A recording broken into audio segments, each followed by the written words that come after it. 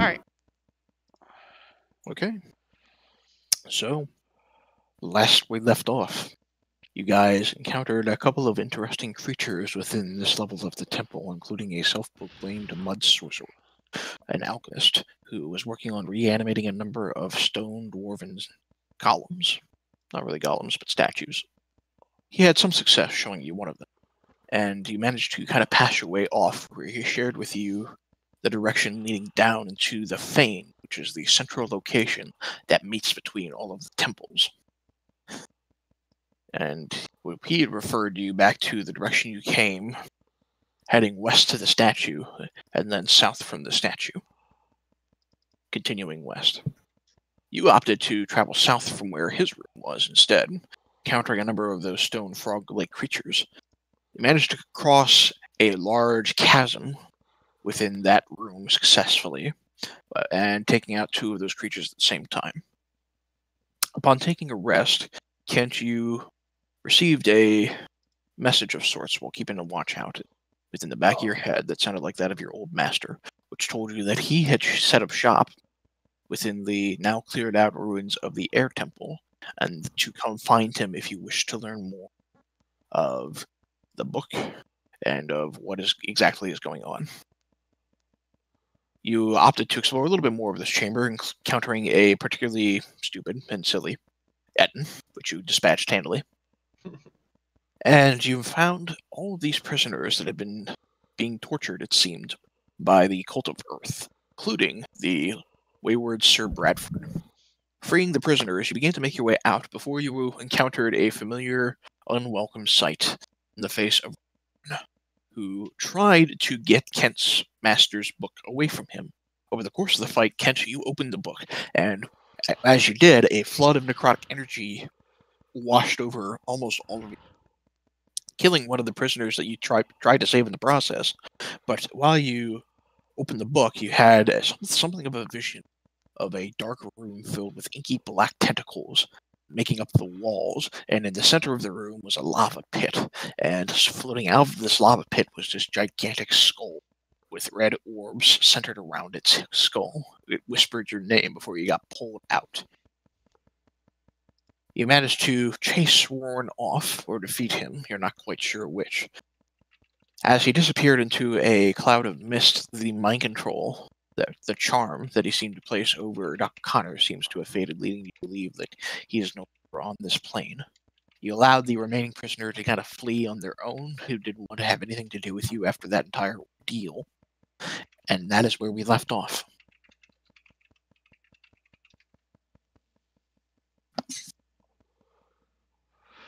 Cool.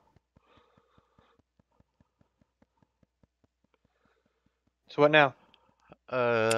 It's up to you, my friend. I need to make my way to the Air Temple, as I brought that up last week. But if you would like to explore a little bit more here, we could certainly do that. But that is my priority. Okay. I mean, we can do whatever. I'm down. I'm okay with You that. other two? Yeah. Sure. Do we want to exit or do we want to stay here? There's no like time limit, I guess, so we can just do whatever. I'm easy. How about we check out some of the surrounding rooms, try to avoid getting nuked in the process, and see if we can find the see if we can find the exit back to like that central hub where we can kind of just get right to the Air Temple, because we know where we came up from there, right? You know where the nodes were and all? Yeah. Kind of. There's like 4 maps back.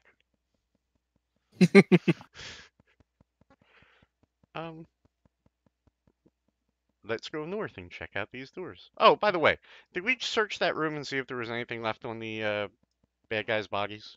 Yeah. I don't remember. You never searched the bodies of the bad guys themselves. There was a chest that contained some of the prisoners' belongings. Sir Bradford took his armor and his weapons. There were other members either left without really going into it, or took a few things and left.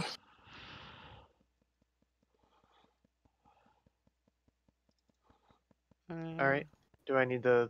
Can I just search through this chest, or do you need me to roll something? Make a perception check. Okay. Okay.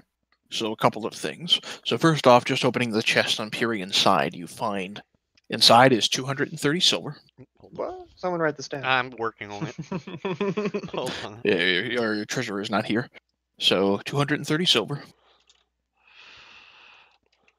Yep. A pouch of 6 azurites that are worth 10 gold apiece. Did you And say Bronzebeard will azurites? be- Yep, azurite. That's absolutely what I said. 10 gold apiece. You can also see in this fairly large chest, sitting on the bottom, is a pair of studded leather armor and a longsword. Full set of leather armor? Yep. Armor. And you said, and a longsword? Yep. Longsword. And finally, Dr. Connors, as you're searching through the chest, your hand comes across a switch hidden at the bottom of the chest, and you hear a click, and this chamber pops up. And you shift over the chamber, and inside this tiny little cubby in the secret little chamber, you find a wand. Ooh. Hey, wizard friend, I found this. Unidentified. Yeah, I'll identify it in a second. Okay. I will slowly make my way back down there and say, hey, what's that you got there?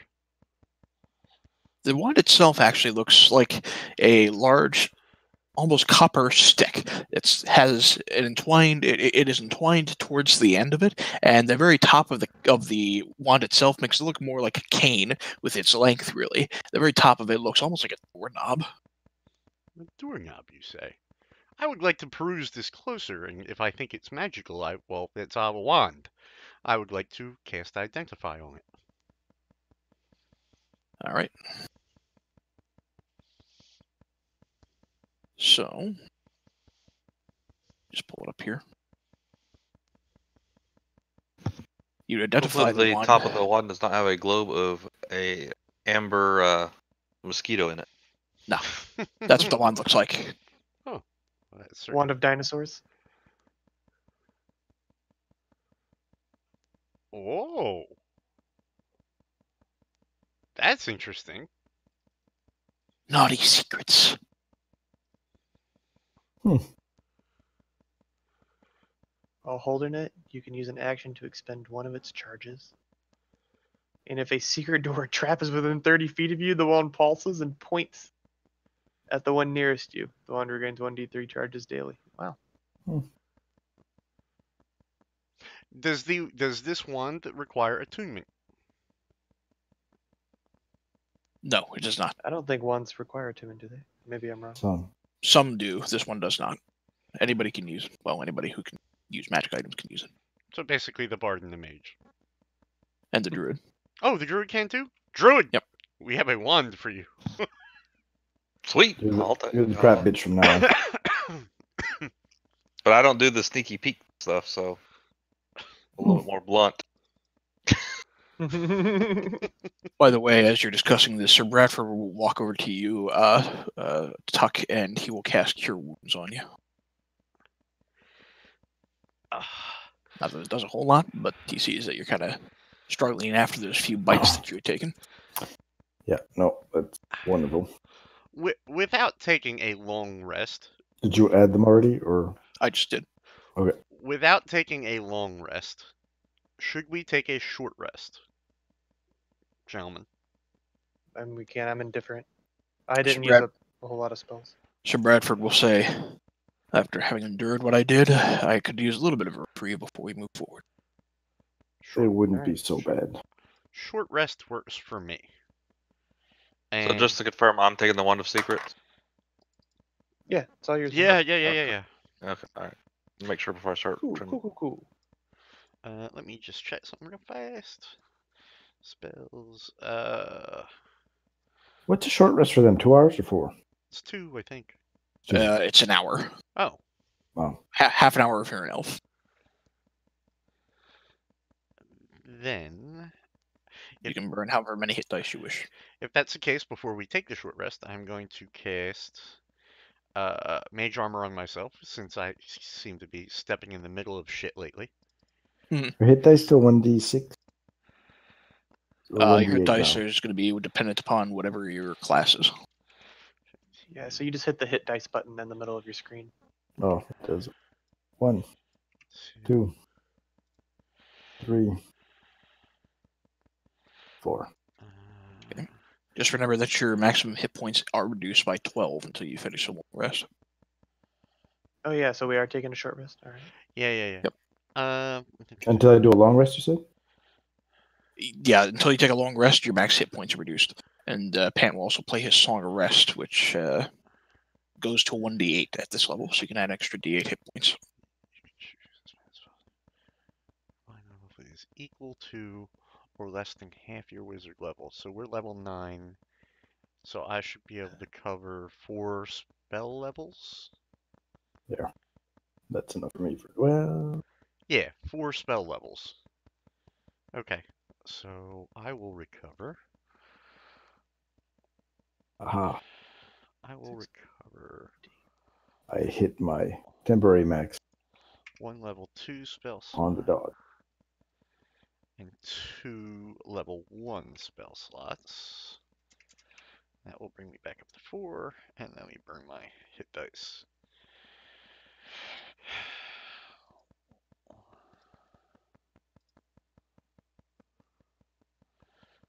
Let's see. 16, 17, 18, 19.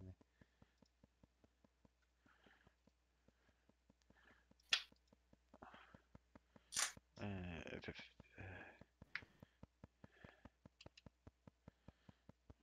3, 16, 52. I'm gonna burn 1 more. Just for the hell of it.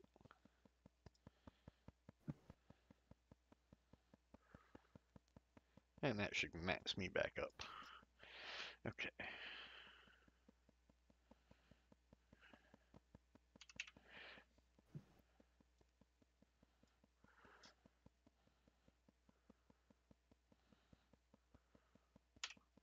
Okay.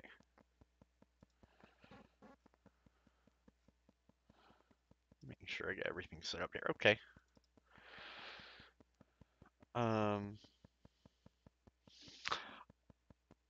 Before we travel forward, I'm going to take a few minutes, and I'm going to cast that. It should last for an hour. All right. So, in the midst of you guys resting, you feel this sudden surge of energy flow through you, and you hear Kent's voice in the middle of your head say, "This thing on?" What did he cast? Oh, nice. Can we talk back through the? Mm-hmm. You hear Dr. Connor's voice in the back of your head, Kent, as he asks that question. Suddenly, I can't hear Dr. Connor's voice. I'm just flooded with phallic symbols from left and right. Wow. That's funny. So that was coming. Dix, Emma Watson. Dix, Emma Watson. I need a second. All right. I'll go. Okay. Okay. Sounds like a phone call. So in game, guys. Yeah. I would explain that this would be able to help our coordination a bit more in battle. Yeah. To say the least. You know, so when I'm about to fireball something and somebody else throws up a hypnotic pattern because they have higher initiative than I do. Who would do that? The bard with initiative out the ass.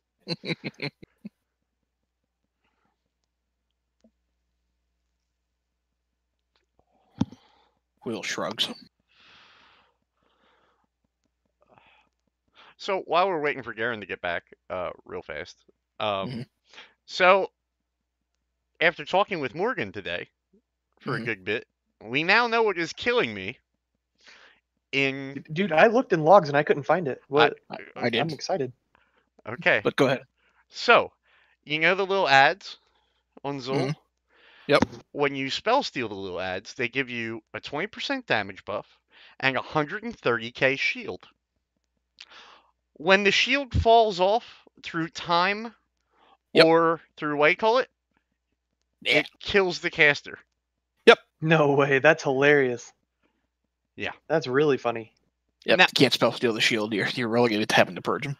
Well, I said to Or Morgan, alternatively, I think you can ice block to get rid of it. no, Or Ice- no. no, Ice Block does not get rid of it. I'm dead.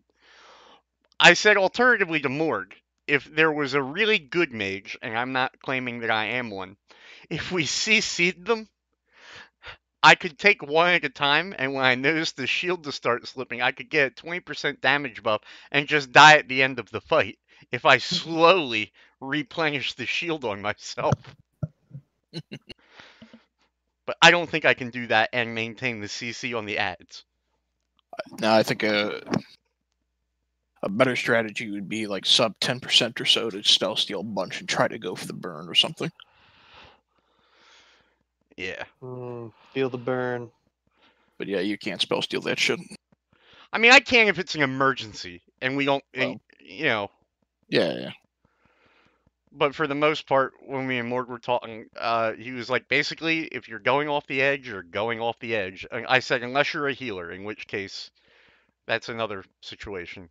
Because I don't think the tanks get feared, right? No. And the only people you'd No. have to worry about would be the healers themselves. Yeah, well, though, the next time we're going to try that fight, I think we're going to try to 3-tank it with Garen being the third tank. So we'll see how that goes. And I'm going to try that probably for normal mode too, just to see if it helps with tank survivability, because we tend to have tanks dying in normal mode just from taking 3-4 stacks. Well, look, worst case scenario, we just lose a couple people every 30, 40 seconds. Yeah. And some of us have ways to get out of that. You could put a warlock gate, we've got usually running with 3 warlocks or 2 warlocks. You could put a warlock gate, and I believe the way that the fear works is a position from where you are to the boss. So directly from where the boss is, you're going to get feared directly from that angle. So well, addendum. It's not your position relative to the boss, it's your position relative to the center of the room. So you always get feared to the shortest path to the edge of the room. Well, then the trick would be just to make sure that you're always in close to the center. Yeah. Well, we're not close to the center, but midway between a fall off point and a not, you know what I mean, not fall off point. So you're kind of just knocked back into that general vicinity. Yeah. And then we shouldn't have to deal with the ads. Right.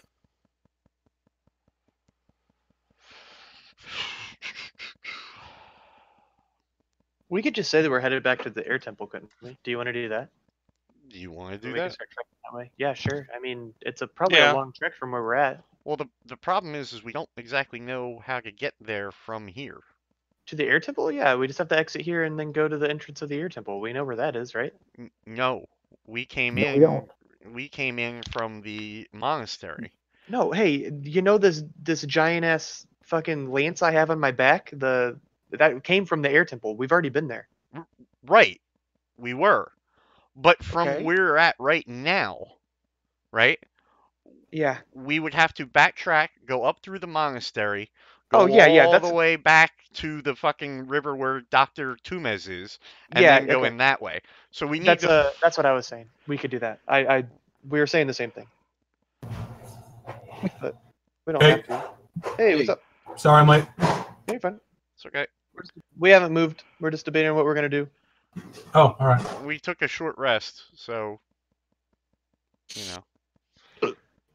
But no, I mean, we can explore this a little more. I just need to get back to the air temple soon. I imagine there is more than one corridor out of here. Oh yeah, definitely. I'm sure there's a way to get to the air temple from this location. If it was time sensitive, we could have gone there faster. It could be, but I don't know that exactly. Kayla, just so you know, I had the one update for the spell list, which was Geese, and I'm not swapping any spells out. Okay. So, how about we try up here and check out this room over to our left? Okay. Is Garen? Yeah, we can just keep exploring. And Garen's still not back, but I mean, I've been here for the last 10 minutes, but you guys kept yapping. Oh, okay. We're waiting Well, for you. let's do it. waiting for you, asshole. Yapping. Yap, yap, yap, yap, yap, yap, yap. Should we knock? I will knock on the door. Is that what people do? All right, you knock on the door, trying this new sensation of knocking. You hear a deep bellowing voice from the other side go, "Who is it?" Okay. Nobody. And then I walk away. Make a. I mean, he would believe it. You hear from the other side of the room a deep bellowing voice. Who was it? Nobody. Oh.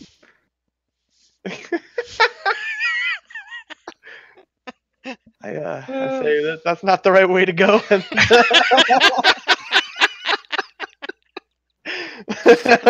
other ideas? You know what? What's the passphrase I said, Warbard? I can't remember. Do you remember the passphrase, Pant? Or I'm sorry, Will. Sir Will. Yeah, it's I serve the Black Earth, or Ogremock be praised. Ogremock, I guess, is several different ways to say that, but I'll knock on the door and I will knock on the door again. All right. Who is it? I serve the Black Earth. Who is it? Ogremock be praised. What do you want? Who's there? Candygram. Dumb boy. What? Dumb boy? DeBoer. DeBoer. Oh, okay. I attempt to open the door.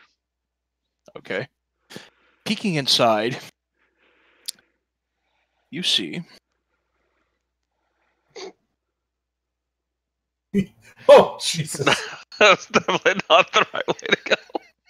You see, in the center of this room, a single thick pillar that supports a low barrel vaulted ceiling on this chamber, which is relatively unlit, save for the dim embers of a fire next to the pillar.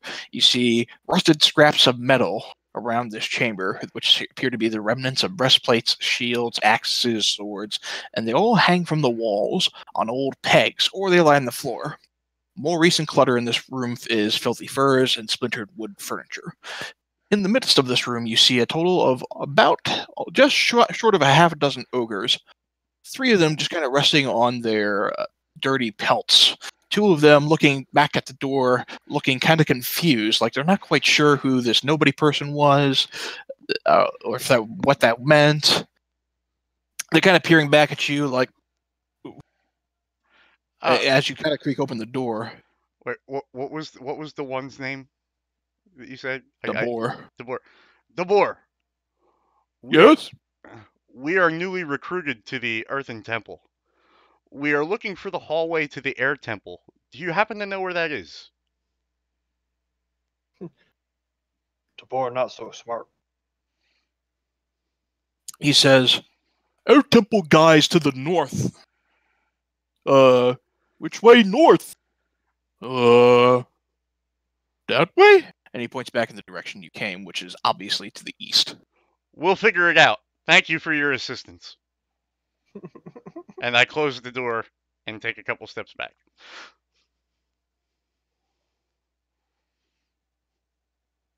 Guys, let's go north. Try the other door. Oh shit. Sir Bradford will say, I don't know that it would be wise to follow an ogre's sense of direction, but certainly, let's try north. Somebody check the other door over there. Yeah, Will will check. Will will check. All right, Listen at the door first, and then tell me what he hears. make a perception check.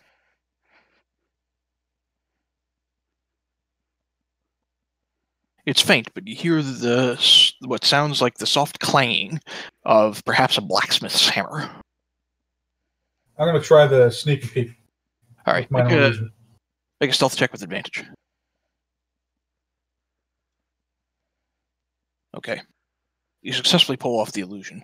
Peering inside the room itself, you can see two dark-skinned dwarves who appear to be working on some different pieces of armor. In the middle of this room is a forge that is surrounded by piles of firewood. The dwarves are working at two big anvils that stand close by, one of them banging with a blacksmith hammer, the other one working with hammers and tongs, trying to, it looks like maybe shape a battle axe of some kind. There are doorways in here, and also in the center of this chamber, overlooking the two dark-skinned dwarves, you see a creature that looks like this.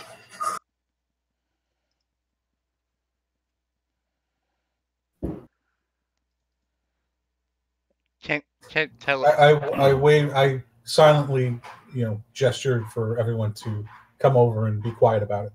Kent telepathically says to Will, "What's in there?" Oh yeah, by the way, Kent established a telepathic bond so that you can talk quietly. Send him a mental image of what I see, the picture before you, and the two dwarves. Looks like a workshop of some kind. I think we can revisit this later. Let's keep exploring. I need to get to the air temple. What's the rush? Dio. Wait, were you here oh. last week? Yeah. Okay. I have to. I didn't know if I mentioned, or I know I mentioned at the end of the last episode. To prevent future calamity, I must reach the air temple. Okay, I guess it's neat to know. Good enough for me. Will quietly close the door and make for the rest of the group. All right, let's go north up this hallway and see what we find. All right.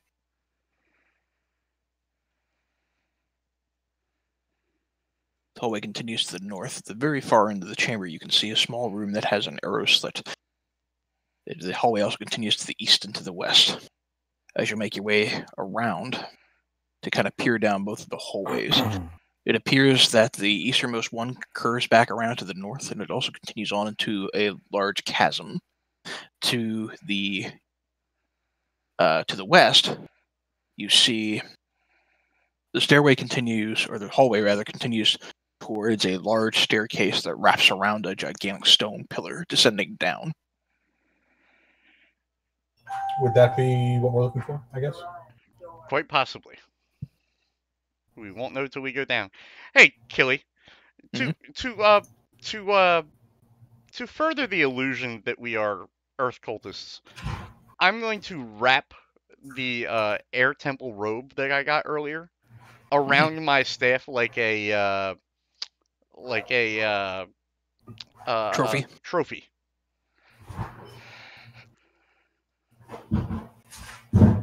And then, all right. And then let us continue forward to the west. What's the directions to the Doritos, John? All right. Are you making way down that staircase then? That's what I'm thinking. All right.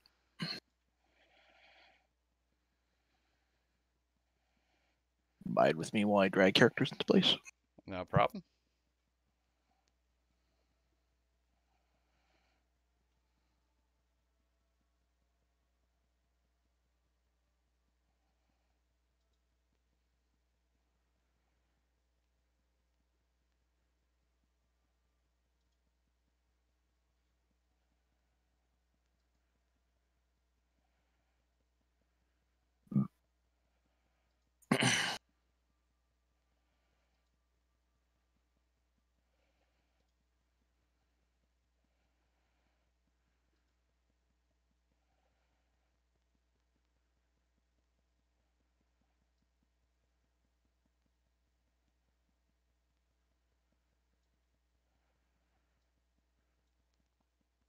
All right. So you descend down the staircase into a familiar-looking chamber, which you explored earlier. You can see it's still, for the time being, relatively empty. Hey, we found it. Excellent. So I believe we need to get here. I think it's the butthole, right? Mm, this is Or where is we. it- This no, is yeah, where you're we probably right. descended. Yeah, you're probably right. Let's Where go. are we going? We're To the air temple. So we're going gonna to the air backtrack temple. through this place to the air temple. While we're backtracking, let's just go through some of the areas we haven't seen. So maybe over to the left and south. We follow the train tracks? Yeah, and check out what that door is on the south. Here, take this. I'll listen at the door. I'll save you some time. The rooms you've already cleared are still cleared. Oh, okay. Okay. Well, down we go. Oh, what about this door right here? We just missed it. Oh. Good call. Listen to that door. Okay. Also save you a little bit of time. Hallway that leads to another door. Hey, go listen to that door. And- Okay. Make a perception check at that door. Uh-huh. Take the 13, I guess. Sorry. All right. You can't make out what they're Maybe. saying, but you hear two voices that sound. One of them sounds happy, the other one sounds sad. Okay. Another Etten, I'll bet. Sneak and peek. Make a stealth check. Okay.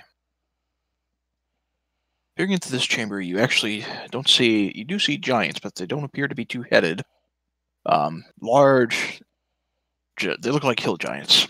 And they're sitting in this chamber right across from one another. The chamber itself is filled with these weird sort of purpley crystals that kind of hangs off this room and gives it this weird violet light. In the middle of this room, you see these two giants that look like they're playing some sort of game. And you hear one of them cry out, "Oh, you cheat! You must cheat!" And the other one says, "More mutton for me." Oh, this bears investigating.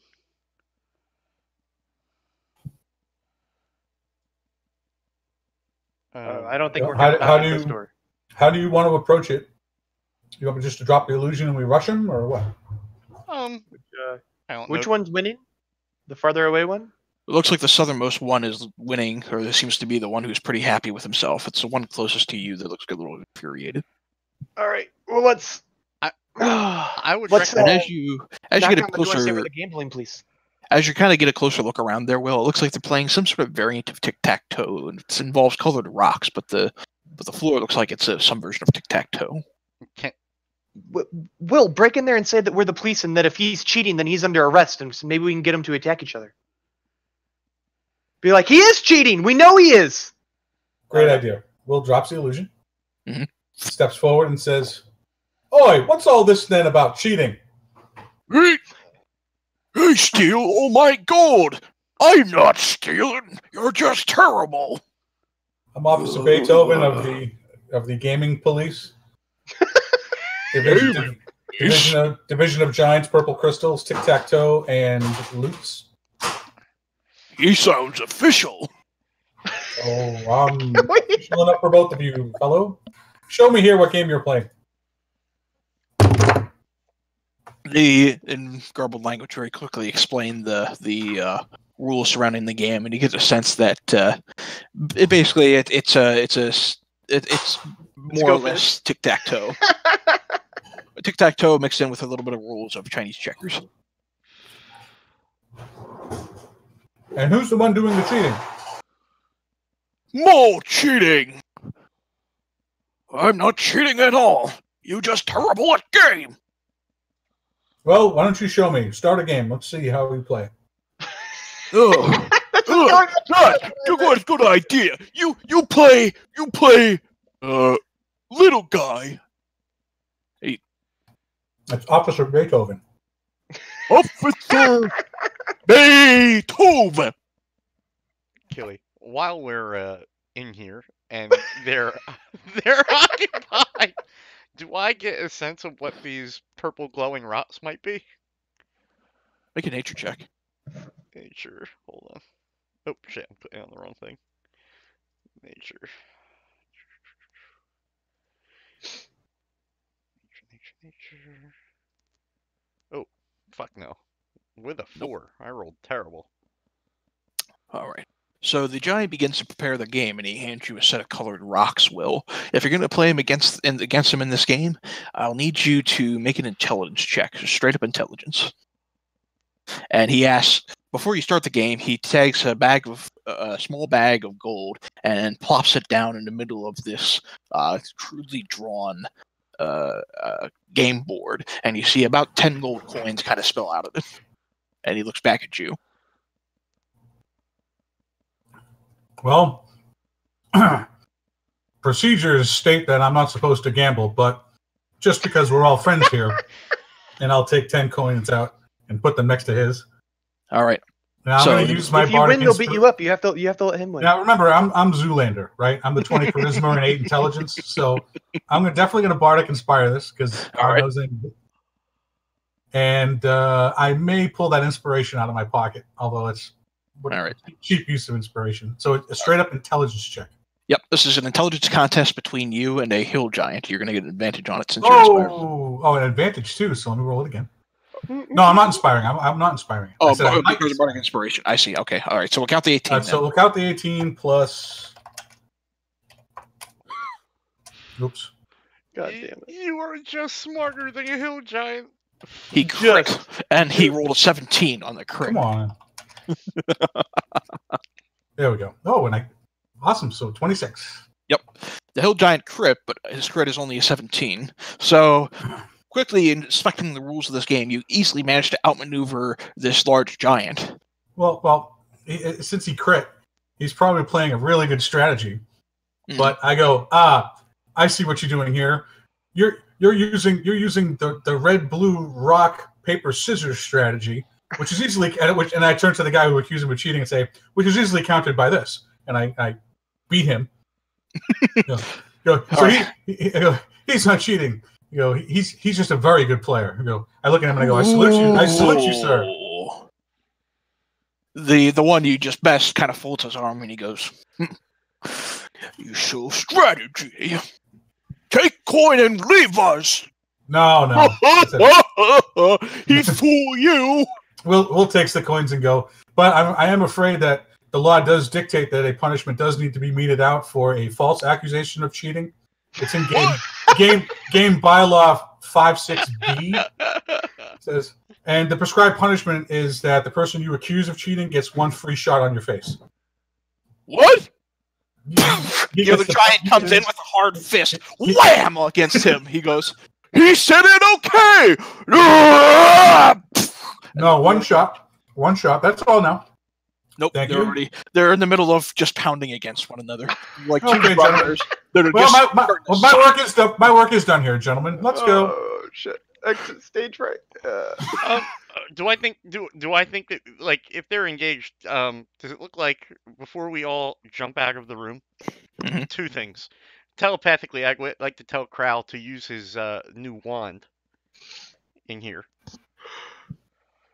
So I will say, in the middle of this room, next to these 2 ransacking giants who are in the midst of this fist fight between one another, there are some large satchels. Okay. Well, all right. Well, we'll say I didn't realize that. I mean, say, listen, before I go, I have to do my usual inspection. It's just a pain in the ass thing they're making me do. You guys continue on with your fun. Where's the satchels? You hit me! Policeman saying okay! Oh! You hit back! Not fair! Oh! While that's going on, we'll review the satchels. Okay. I'm going to need you to make a stealth check with advantage if you're going to try to sneak in there, because these 2 are still going at it, but they can't hear you over their own fight. Okay, easily done. So you kind of sneak your way over there while they're in the midst of this fist fight. Peering inside one of the satchels, you see For some reason, on the top is a mummified human head. You move that out of the way straight away. And underneath that, you see a couple of smaller satchels.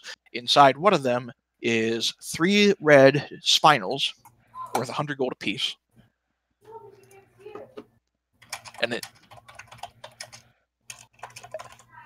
you also see one that has a fine-looking amethyst, and that's 150 gold apiece. The second one is on the other end of the room. Where? Back towards the door? Or over here? No, so on the southern end of the room, the other one's actually was next to where the closer giant was. Oh, I didn't think I would need a stealth check to get here. I thought I needed it to get here. But okay, so let's just work backwards. Well, it's a stealth check because even though they're still fighting, if they see you rummaging through their shit, they're gonna go nuts. Oh. So if you're gonna do that again, just make another stealth check. Oh yeah, sure. Again with advantage because they're fighting one another. All right. All right. You managed to sneak through that one too, and in that one there's a handful of gold, 160 gold, and as well as mixed in 22 platinum. 22 platinum. Wow. We found a bunch of azurite earlier before you got on. We should probably document that as well. Yeah, I'll tell. Okay, how many? I wrote it down. I'll tell you. Oh, yeah, just Yeah. whatever. Put it in the chat or whatever, and I'll pick it up. Yeah. All right, so off we go. But I would like to have Will God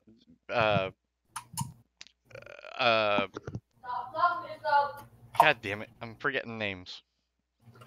Kagan? Sorry. Kagan use his newly found wand. Okay.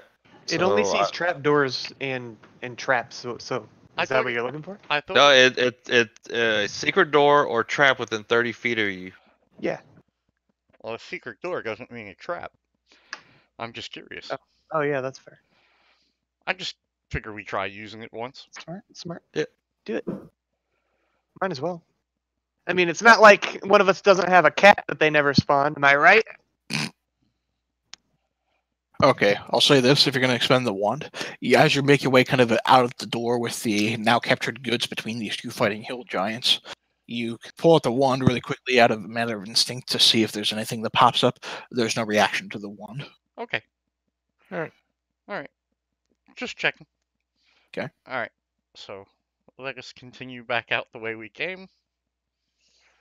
I'm assuming you stole all of that shit, right? Sir Bradford will turn to Will as you exit out, and he goes, "I'm not sure what that was, but I don't know whether to call it brilliant or insane. By God, it worked, though." Will just says to him, "Hey, man, sometimes you just got to baffle them with the bullshit, you know? It can't all be about fighting." I'd say our playstyles complement each other. I'm an ideas guy, and you're execution. He smiles and says, "Marcus had the same idea." Huh. All right. That makes Will feel good. I'll follow Tegan up here. Oh yeah, let's go. All right.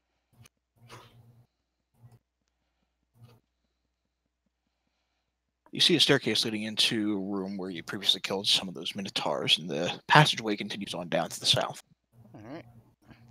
I'm gonna keep following Tegan.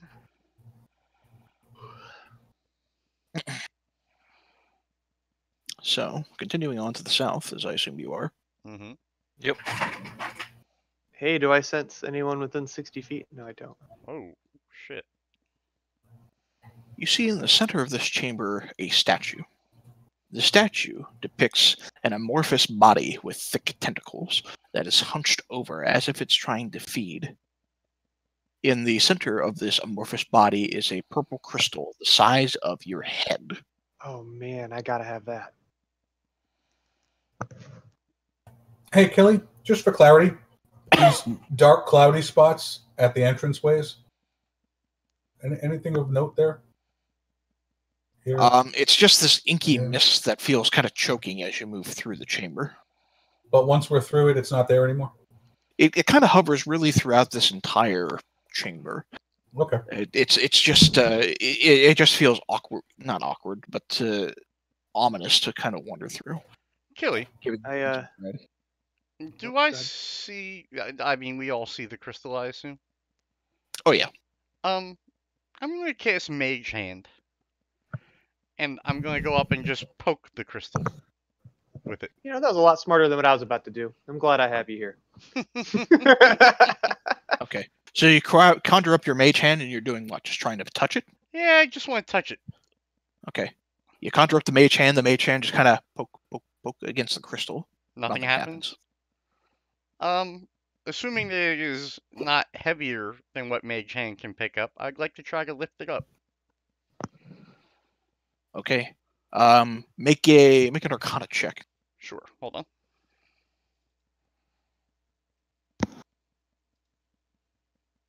As your mage hand goes in to try to remove the crystal, the mage hand just fades. It's gone. I lean down, get real low to the ground. Not too low, but pretty low. I look Sebastian in the eye and I go, buddy, we need that crystal.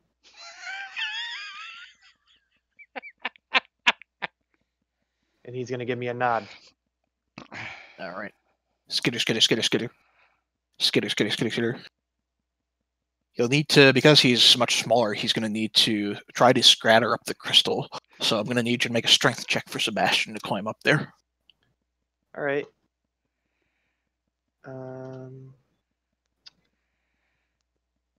Okay. He extends on one set of legs and the other set of legs go up as long as he can. He gets his claws into some marks, and he manages to climb his way up there to where he's next to this amorphous blob that makes up this this statue. And he's got one great claw that reaches out towards the crystal, and he looks at you once more for confirmation. I give him the thumbs up, shake my head. I'm like, yeah, buddy. All right. I need you to make a wisdom saving throw for Sebastian. All right. I'll do that with advantage. 13. Okay. As he removes the crystal and he examines it, you watch as his claw begins to turn yellow and goopy, and it begins to look like it just melts. But it And doesn't look actually looks that way, right? And then he looks at his other claw, and it gets yellowy, and it begins to drip down and melt. And you watch as Sebastian, his body looks at you with just eyes of betrayal as he falls off the statue, and his body becomes this amorphous blob.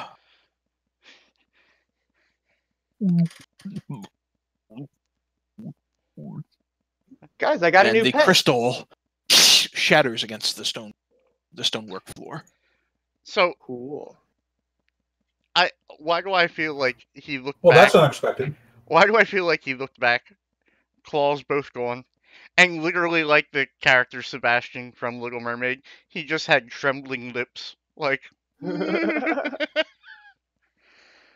okay. Oh man. So he's my pet still though, right? He's just a blob. Actually, yes. Sweet. Do I have like? I mean, I'll apologize to him. I guess. I'm sorry. I'm sorry you're a blob, but like, there are worse things. You could be dead.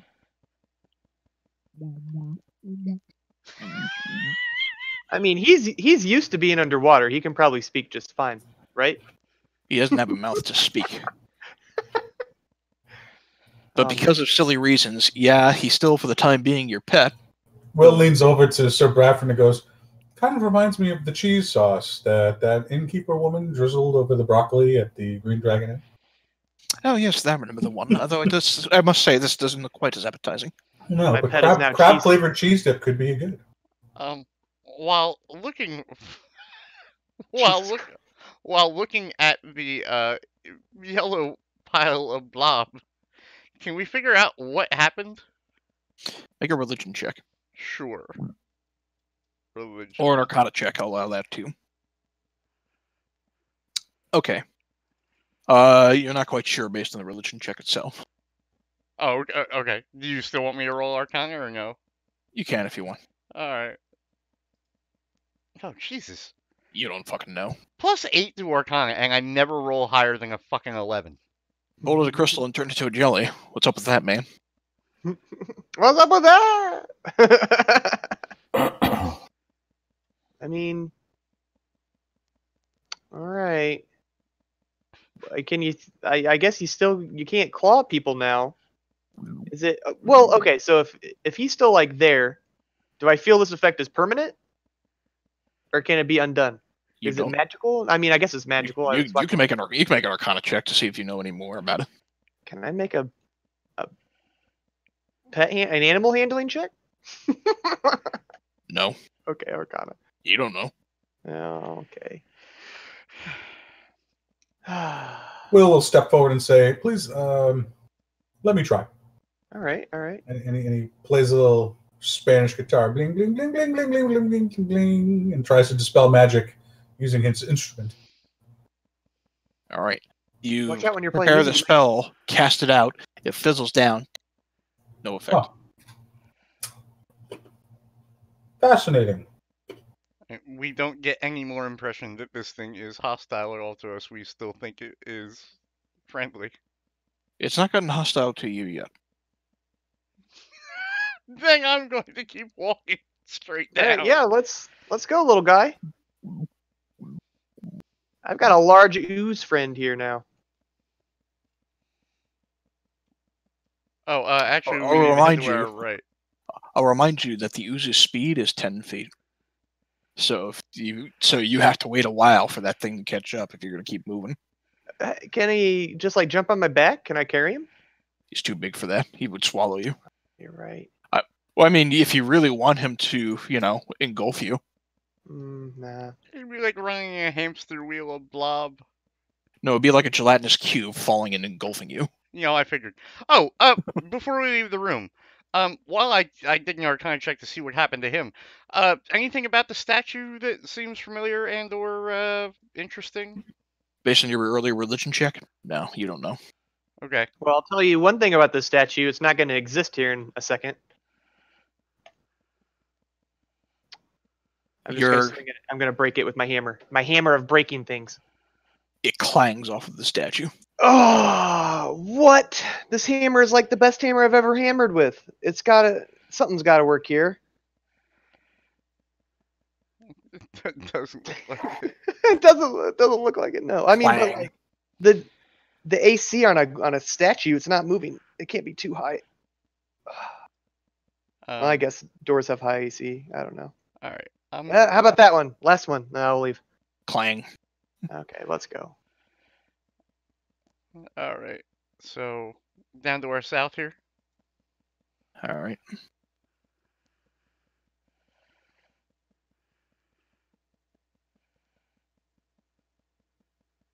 How do I As you- attack with Go this ahead. guy? Are you gonna give me a new card? Or You should have control over that, right? yeah, I have control over him, but his stuff is still Sebastian's stuff. Hold shift and double click it. Ah, wow! I did not know that was a thing. Okay, cool. Thank you.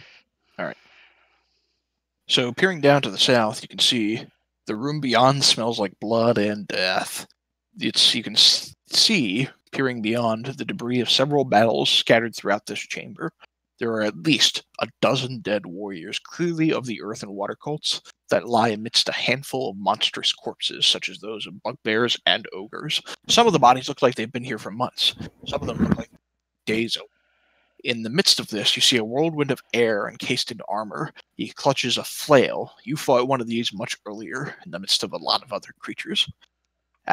And as you peer into the chamber, he slowly turns and looks at you, and he says, "Who do you serve?" I quickly take the air temple robe and throw it the fuck on. That you have wrapped around your staff? Yes. All right. And I say, the air. We serve the air. Make a deception check with advantage. Sure. Hold on. You ready to see me roll stupid? Here we go. Deception.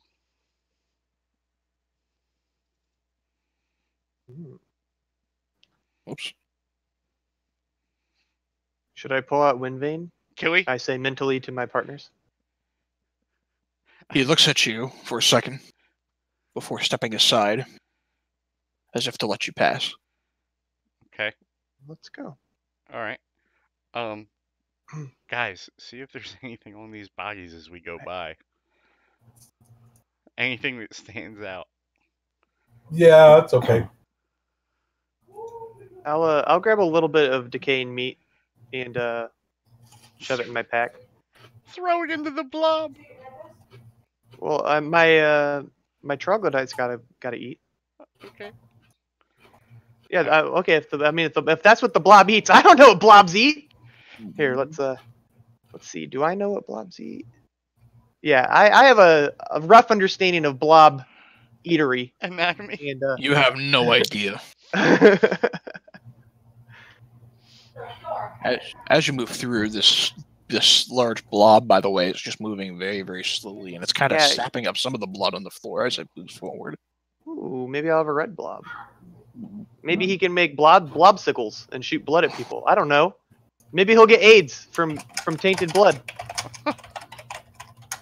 All right. Come along, little guy. Gonna keep moving south. Anybody coming with me? Yeah, I'm gonna wait on my blob to get through here real quick. Eventually. Will, you gotta move. It Oh, I happens. was waiting on Will to move. Oh. There we go. Correct me if I'm wrong, but as we come down here around the corner, no one touched the orb. That should be in a Yep. fairly Still kind of just sitting in the corner over here. should be in a benign state right now. It hasn't been moved in a while. And then I'm going to cut through here. All right. Are you just making your way back up to Here. yeah, here then? Ooh, hey guys, what do you think about the blob putting that thing inside of it? Nah, that'd probably be bad. You've endured enough. Let's just go. You've enough. All right. So, as you make your way towards that location, there's the wind that kind of pushes up, but as you kind of look up, and you smell the faint scent of rotten decay. Hmm. Now we should be able to get back up. I mean, we did get down here, and I think we went Easy through enough. we went through the worm's belly, so we're moving forward. Yeah. As I pass Honeydew, I give him a small how do you do? I know he's dead, but Just maybe he's crumbled in a rock on coma. the floor. Yep. All right. So He's not a ascending. humanoid, is he? Who? Honeydew? Honeydew. Nah, No. he's a construct.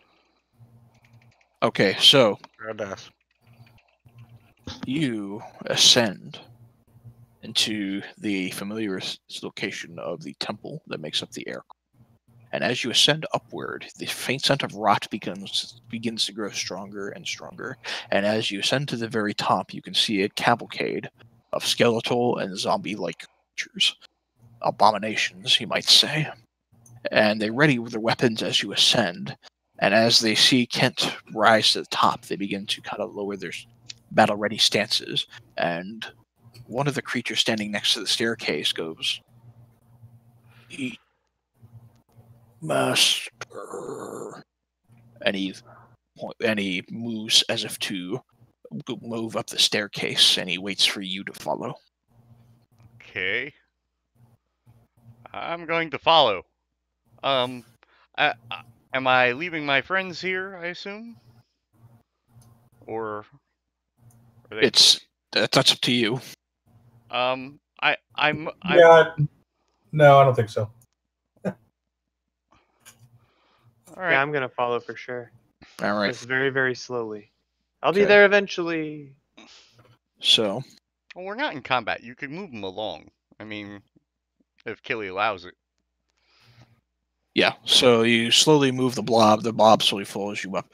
Go ahead and drag yourself somewhere to the top right corner there, where the throne room is. Yeah, hold on. I gotta minimize this a little bit. And I remember the last time I was here. That was a good time, right, guys? Remember when I asked the genie my Yes, wish, and he was like, "Fuck you"? Yeah, that was a good time. yes. I seem to remember you being caring very much about what happened to the rest of us at that point.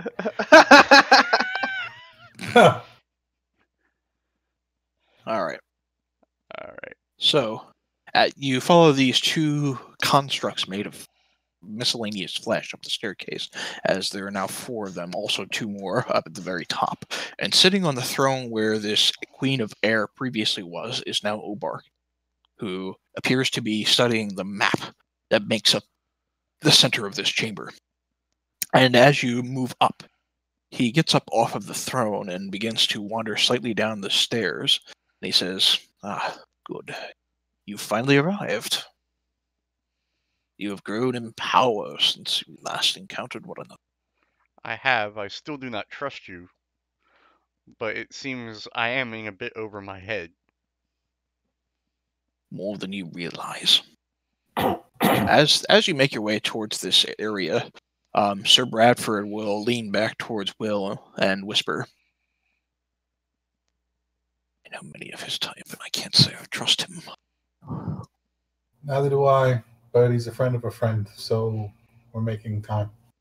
Keep your weapons ready." Yeah.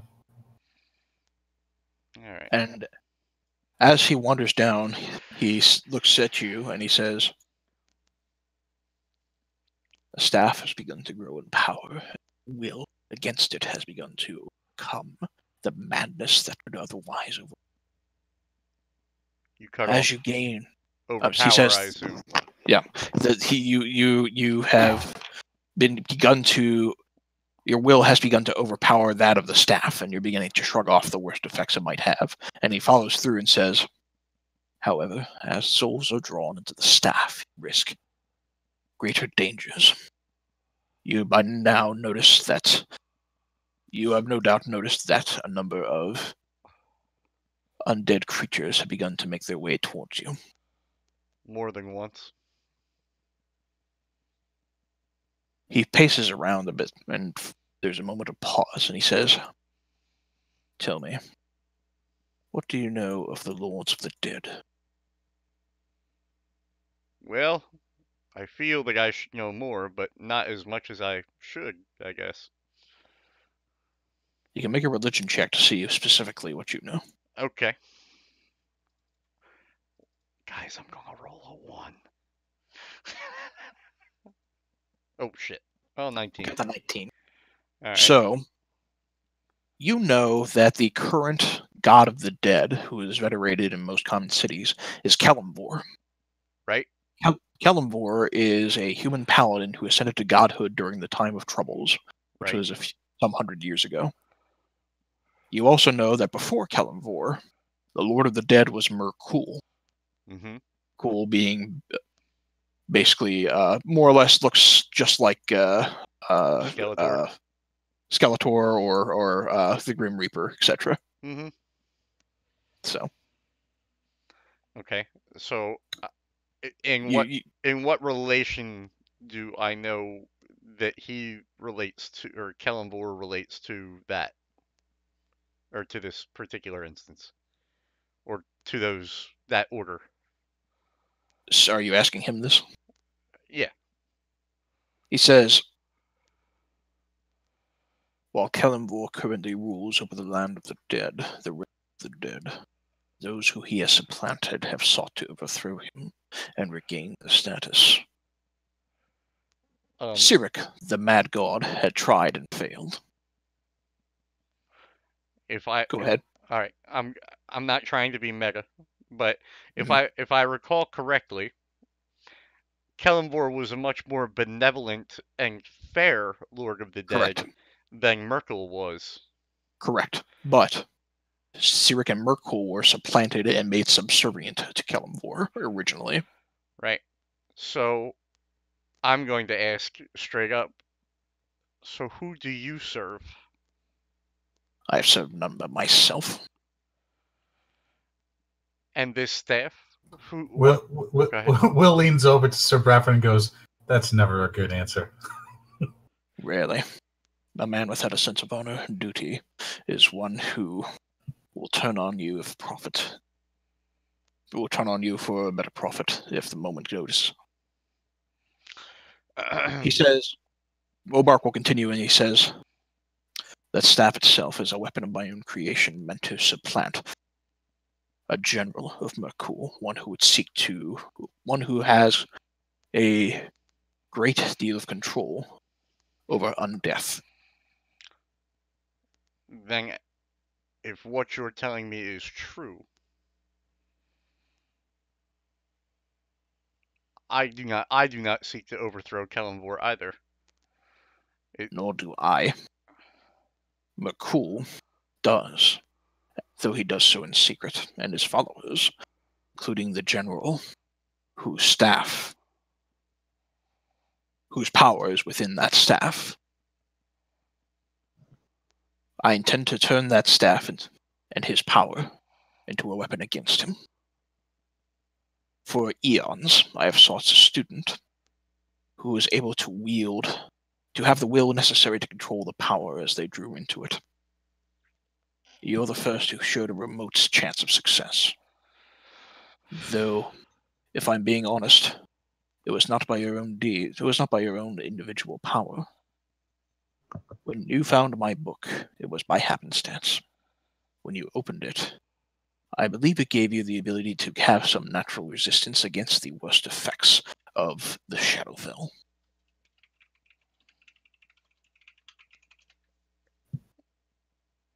Harry Potter bitches.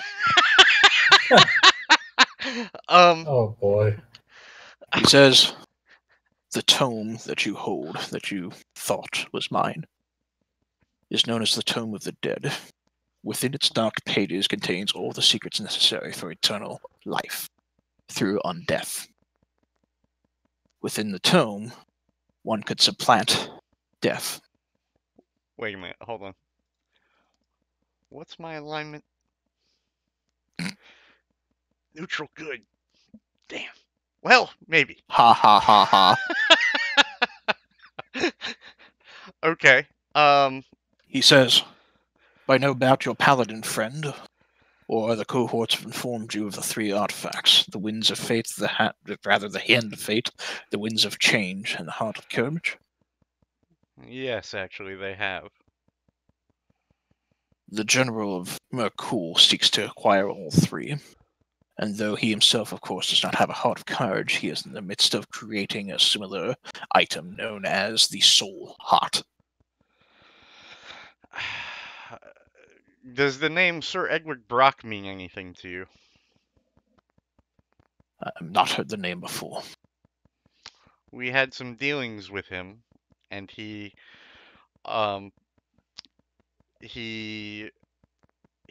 tricked us into creating. He tricked us into creating a less powerful version of the Winds of Fate, and then absconded with it. He scratches his chin for a moment as you share this information. He says, the true Winds of Fate are held by an information broker within the area, or so it is rumored, north of the road of Romford. Though within this chamber it is possible to make copies of other similar artifacts, including the Winds of Fate. I am sure there are other artifact copies that could be made in the other nodes.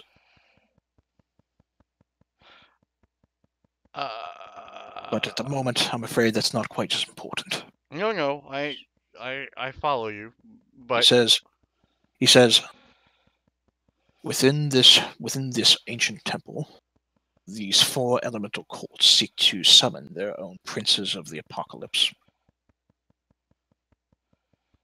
Would it surprise you to know? We said it.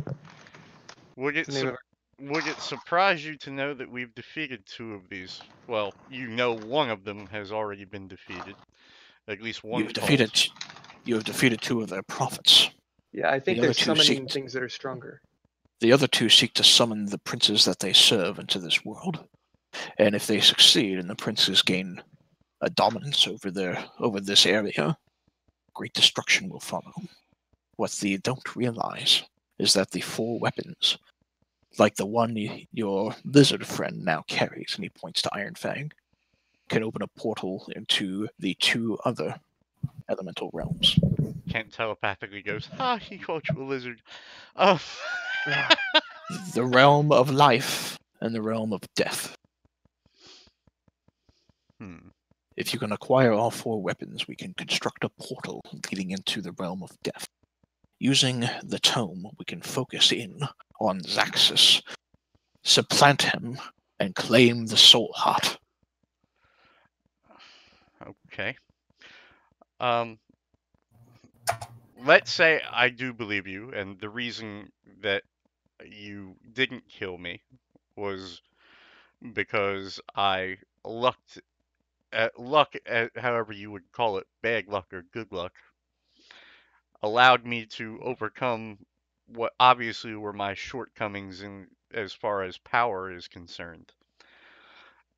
He says, okay. Go ahead. I was going to say, I have grown in power. The staff has grown in power. What else can the staff do? Make a persuasion check. Persuasion. Let me turn off advantage. Hold on. Oh, roll high. Oh. He pauses for a moment and he says, the staff also acts as a homing beacon, letting his minions know exactly where you are. That does not seem like a good thing. Well, could be better. A shard of his power leads him he is aware of where his shards of power lie. Harry Potter bitches.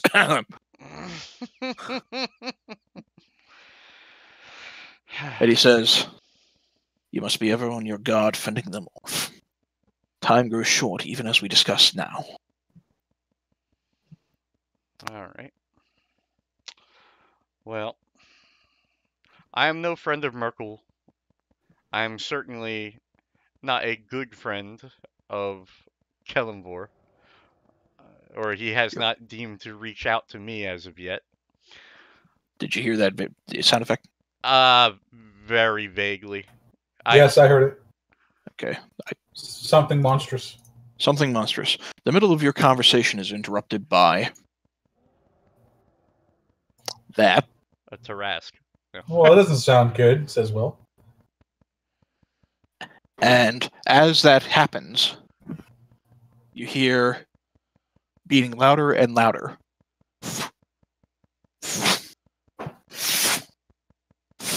No shadow dragons. And I need everybody to make a dexterity saving throw. Oh, fuck me. Dex. Oh.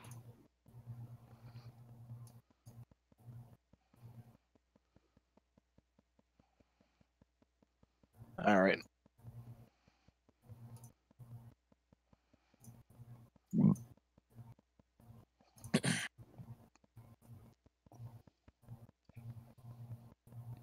Okay, so make one for the jelly too, don't forget.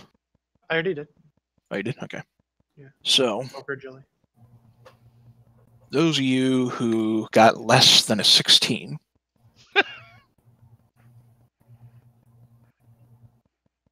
take 7 points of bludgeoning damage. I'll let you adjust it on your end. Yep.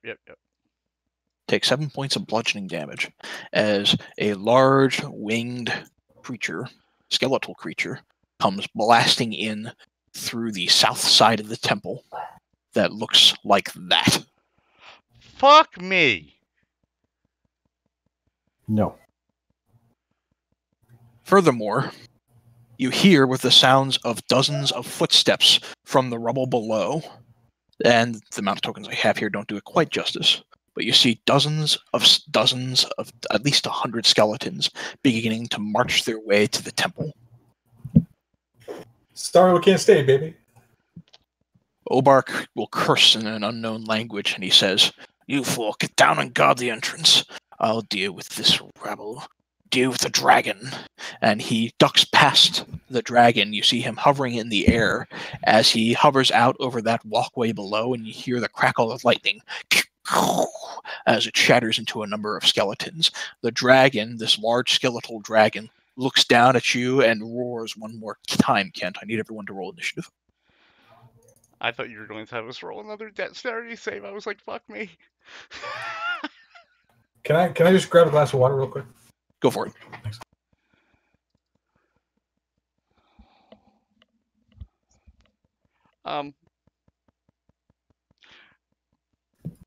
If it's not on a turn, can I roll Arcana to see if I know what the fuck that is? Because I think I know what it is, but I want to know that my character knows what it is.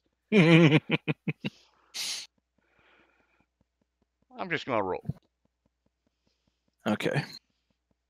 You think it's a Dracolich? Yeah, that's kind of what I thought.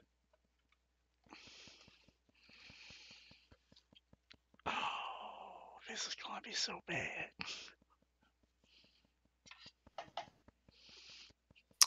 All right. So, before we swing into the grand scheme of things, I am going to need everybody in this room to make a wisdom saving throw.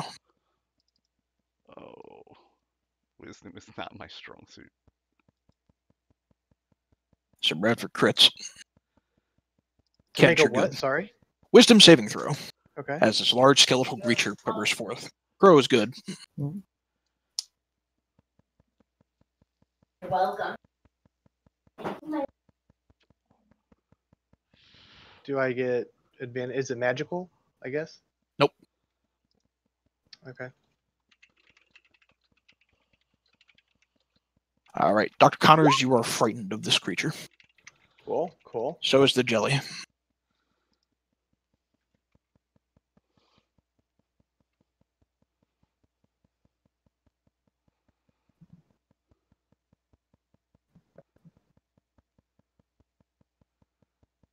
All right.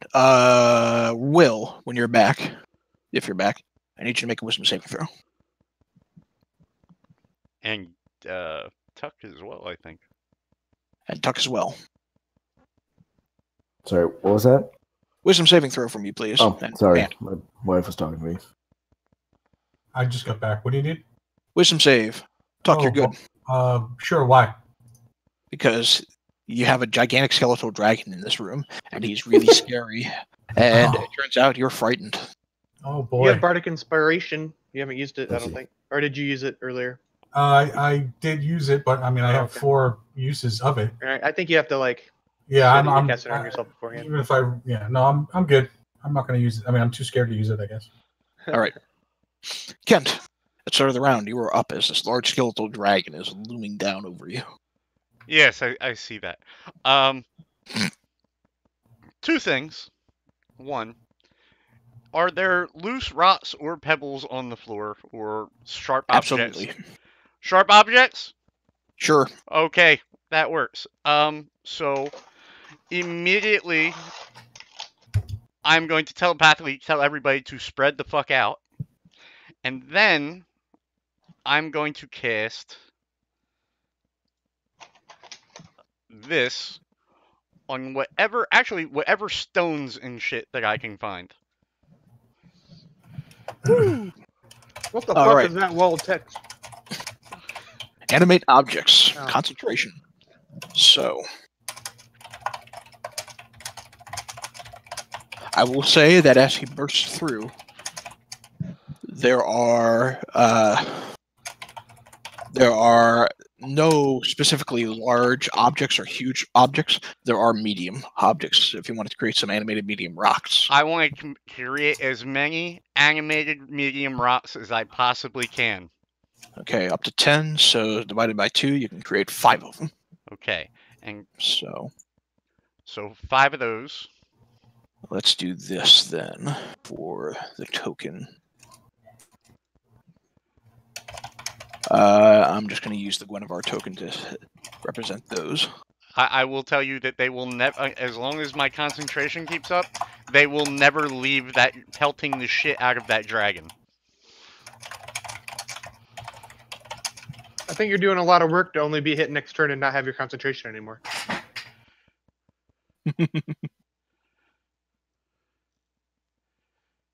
All right. And Let's see. I have no idea how to roll damage on that shit. Hold on.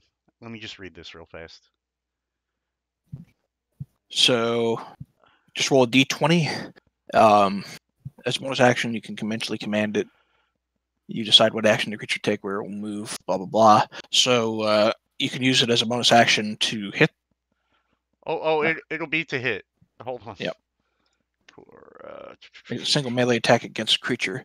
Makes a slam attack with attack bonus and bludgeoning damage determined by its size. So, you said roll a d20? yeah. So roll d20 and add 5 to it for each of them. So there are 5. 1, 2, 3, 4, 5.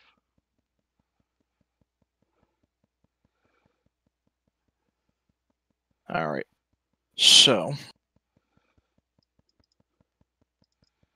just gonna redo. Sorry. I'm going to 25 feet. All right. I'm real fast. I'm going to beat feet as quickly as I can. Okay. I'll add for your benefit that none of those attacks will land. I don't care. They're still going to keep attacking as long as I have concentration or I have to throw something else. So I'm going to run to here. Not run, but move very quickly in my maximum amount of speed. Get the fuck out of here. Get the fuck out of here. Yeah. All right. At the end of your turn, this large skeletal dragon is going to rear up and as all these big rocks are attacking him and beats his large skeletal wings. I misty stepped and took me with you, but nope. Just ran away. I can't grab you. Oh, okay. That's dimension door. Oh, yeah. I need... D-Dex is 12. I need you to roll that D20 plus 1 5 times. Okay. And Dr. Connors, I need you to make a dexterity saving throw. Plus 1.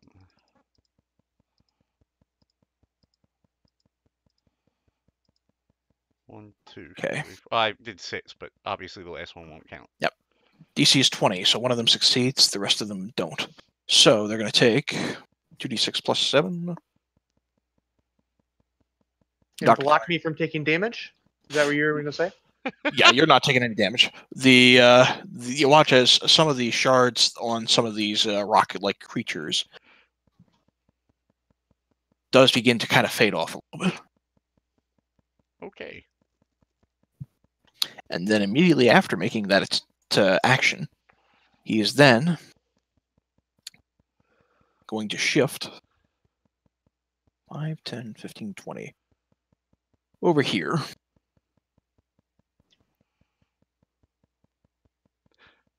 That doesn't look good for Dr. Connors. And then it's his turn. Looking right down at all of the creatures who are particularly frightened, you watch as he opens his mouth, and this noxious, toxic gas begins to form out. Because why wouldn't it?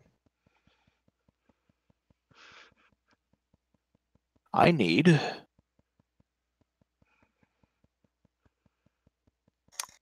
Dr. Connors, the Jelly, Will, and Sir Bradford to all make a dexterity saving throw.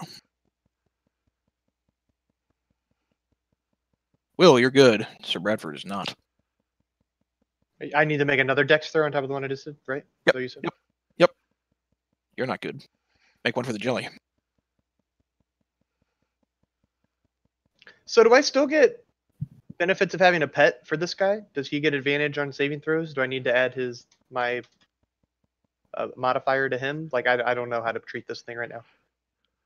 At the moment, no. Okay. It's following you. It's still kind of acting like Sebastian for the moment. So,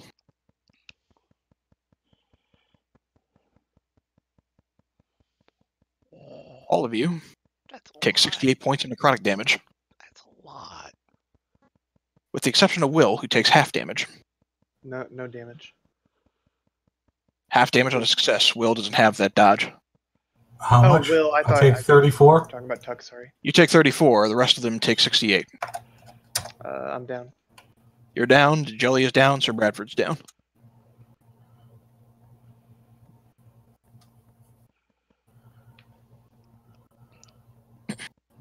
What is this? Noxious breath? Is that a magical attack?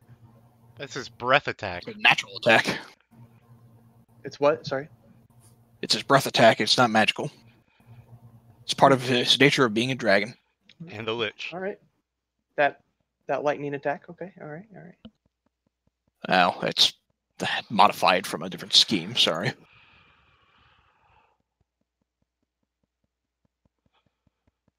Oh, hey, Jelly doesn't take lightning damage if it is lightning. He's It's immune. not. It's necrotic.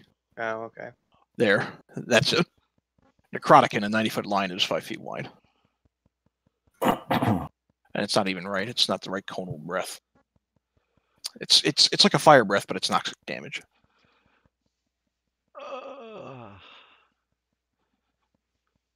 The wrong template. I know the wrong template.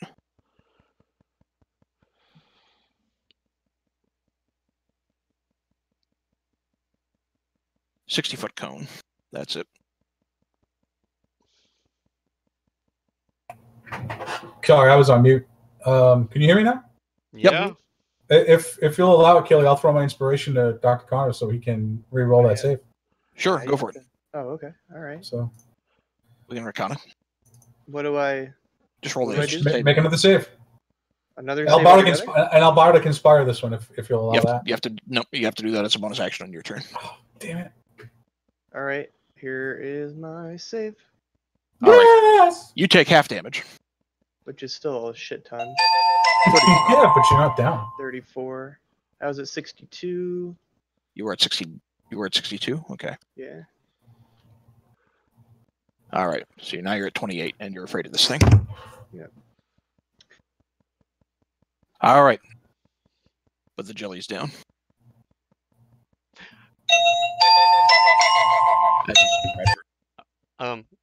I would like to just apologize for writing as decent a backstory for my character as I did now. All right, Will. You overcome the worst of this noxious breath. It is your turn. Well, what can I do given that I'm petrified? You're not petrified. You're frightened. Oh, So You as just you're can't move frightened, towards it. if you try to attack it, you'll have disadvantage on the attack. yeah, I'm definitely gonna. I gotta do something here. Let's try. Sir Bradford and the jelly are kind of dissipating. Well, the jelly's almost kind of melting on top of itself. Sir Bradford's just unconscious. Let's try. Oh, so Bradford's dying? Shit. Yep. How long? Hold on. I gotta see how long I have to cast this spell. The last minute. Okay, so I got a minute. That's a lifetime in D&D combat. All right. I'm going to try. Which one is a better save? This one is Wisdom. And this one is... Damn it, why does everything have Wisdom? All right. Will's going to play on his lute. A fluffy bunny, a fluffy bunny. Oh, how I wish that was a fluffy bunny. Try to cast that. Oh, that wasn't a good idea. Okay. Wisdom save. I'm going to assume 25 beats your AC. Oh, for DC. crying out loud. Yeah. And FYI... No, I take that back. No, sorry. Yeah, he succeeds against it. And I'm going to duck behind the curtain and just be like, this isn't happening. This isn't happening. This isn't happening. All right. Kent telepathically says you would have been wiser to turn Bradford into a Tyrannosaurus. All right, at the end of your turn, he's going to spend a legendary action to make a tail attack against Dr. Connors. But he critically fails. You duck out of the way just as this tail comes swinging in. And he Sir pokes Bradford. himself in the eye he doesn't have. No. Sir Bradford makes his death save, and he fails. Tuck, you're up next. Well,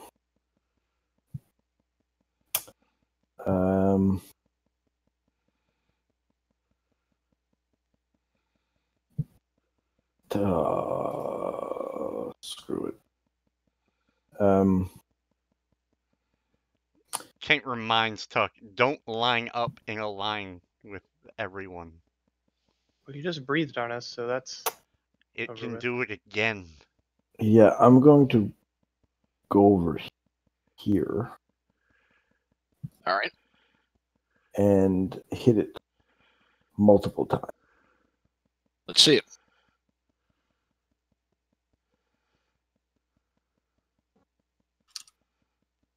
All right. So, okay, 14 does not land. The 22 does. The 18 does not. So you get one hard swing in with that staff of yours as it hits hard into one of the backbones of this large creature. You think you'd almost shatter one of the. You think it'd shatter its pelvis. Okay, I will use one key point to try stunning strike. Constitution save. All right. 17 beat your DC. Hang on. It's either 17 or 18. I forget. Spell. Did you 17. Did Son you of a hear, bitch. did you hear the giggle there? Just the slight giggle. He's like, ha ha! Fuck you guys! I finally got something that's gonna whip your ass. Yeah, I got the sense that he's just tired of this group as a whole. He just wants to see us die at this point. No, I just want to throw something at you that's going to freak you out for a minute. Because we haven't had that in a while. So I just checked your DC at 17. Yeah, it is 17, yes, sorry. All right, It's, it's a tie, so he succeeds. Yeah. All right. Are you doing anything else?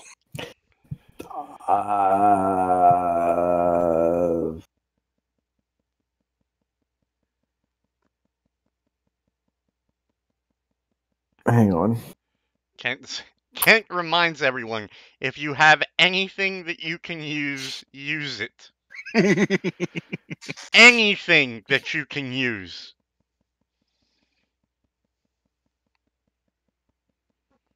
I don't know what you think I'm holding back here. I put it all on the line every time. If you have a magic weapon, if you have something that... I'm pouring down the list right now of what we've got in the bag. Before I forget, Dr. Connors, I don't see your initiative on the list. What did you roll for initiative? I rolled like a 14. 13. I rolled a 13. 13. Okay, so you'll actually go. Oh, the after oozes Tuck aren't here there then. either. The I ooze guess is it on is. a. Yeah, He's got a okay. 1. Weird. So- All right. I'll just go after Tuck. Just go after Tuck. All right, that That 12 was a doesn't. flurry of blows and I'm done. Nope. Okay. So, before I also forget, we'll go ahead and roll another wisdom saving throw at the end of your turn. That being said, you'll have disadvantage because you're afraid. Oh no, I take that back. You don't have disadvantage because you ducked behind the. Okay, here it comes. All right, you're still afraid. All right. So, Dr. Connors, go ahead and go then. All right. I'm going to. I think that's a bonus action. Let me check. Yeah, I'll use my bonus action to summon a healing spirit. All right. On top of my blob. Okay. And so he gets back whatever health points he gets. Roll d6 for him. Right.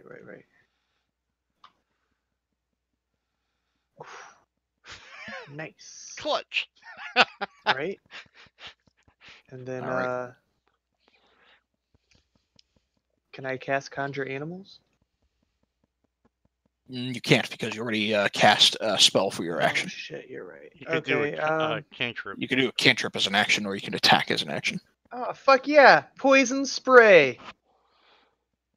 Does a 17 All right. hit? Oh, no, that's just DC 14, so he needs to roll a Constitution save or else he takes 17 damage. As you draw your poison breath to this large skeletal undead creature, it seems like poison against the large skeletal undead creature has zero effect whatsoever. All right. As in, like, I've already done it, and that's it? As in, it doesn't matter whether or not I roll the roll, he's immune to poison damage because he doesn't have any skin to be poisoned. So, at the end of your turn, go ahead and make a wisdom saving throw with disadvantage. Why?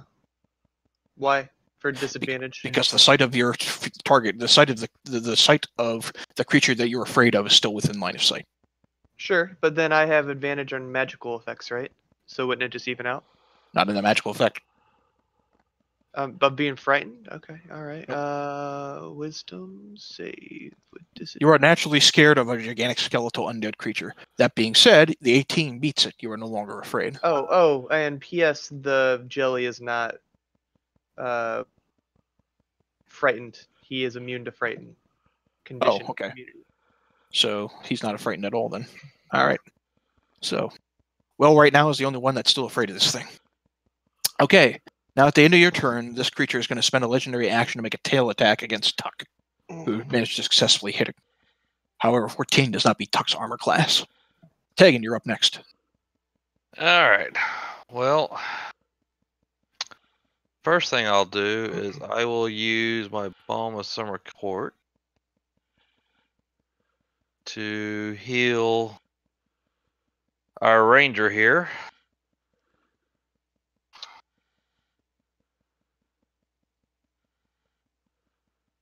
Okay. 18 points. Holy shit. +4 temporary. I gave you the 18. You can give yourself the 4 temporary. There you go. I just put it in the red. All right. To help him out a little bit. Thank you. And then I'm going to cast. So that was my bonus action. Cast this at level 5. All right. What are you conjuring? Just, I really want to make this difficult, but I want to say Panthers. Do it. Do it. All right. So, If you, quick question: are any of the rots left? yeah, they're still there. Okay, they still survived that fucking ass kicking he did to him. They have 40 hit points each. Oh, all right, never mind. I was gonna say just use the tokens of Guinevere, but no, if they're still up, they're up. Okay. All right. So now there's different tokens for the Panthers themselves. So they're all 1/4. So 8 Panthers are summoned. No. 16 are summoned because I did it at level 5. 3, 4, 5, 6, 7, 8, 9, 10, 11, 12, 13, 14, 15, 16. It's like the haunted. It's like the haunted virus just fucking out. You know how long I've been waiting to do this? Good God, man. Drag him wherever you so please. Alright, well, give me 1 second. Let me get the character sheet. I think a complete square around him would be where he so pleases. Would one big creature not have been a good idea on that one? Oh shit! Like summon a fucking unicorn. I knew y'all would enjoy it. Oh no, it's funny. I don't doubt it.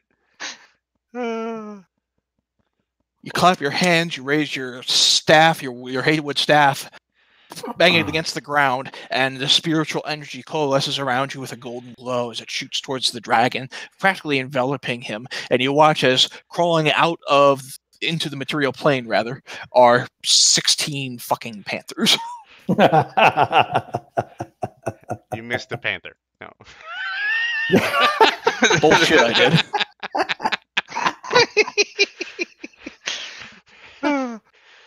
Oh shit! Which all form a perfect, who all practically surround this creature. So go ahead and roll initiative for them. I did. They rolled a 15. All right. You are going to be rolling way more than I was with the rots. All right. So you do that. All right. You are then done for the turn, I assume. Yes. All right. At the end of your turn, this large creature is going to make one more tail attack against Tuck. And that one's going to hit for 17. All right. It's the jelly's turn next. Okay, cool. Well, the jelly was gonna get all up in his grill, but you know what? The Panthers have it taken care of. So he's gonna He's gonna be jelly. Oh, All he's right. gonna take a 1d6 of healing. Can't he just ooze through the panthers? Oh yeah, he can. He can go within cracks of like 1 or something. So can he ooze and just like? Well, Yep. I can only move 10 feet. Let's see. You can literally surround the dragon's legs with the oak and jelly if you wished, but Okay, I'm gonna do it. you Here can we only move go. 10 feet. So Well, It's a All right. two-turn action. I'm here, right? 5, 10. All right. Yep. Yeah, I'll you get can you next time, Gadget. Or can I attack from here? You Since can attack from I don't know. All right, cool. Yeah. Ha! Christ. I've become more powerful than you can ever imagine. All right, your former crab manages to sneak his way through these panthers under their legs as they kind of lift their legs up instinctively, trying to stay away from this thing. And it begins to wrap around the giant toe of this dragon, who just kind of looks down and begins to shake a little bit, like, "Get it off! Get it off!" Turn me Doing into 17 food, points of will you? damage.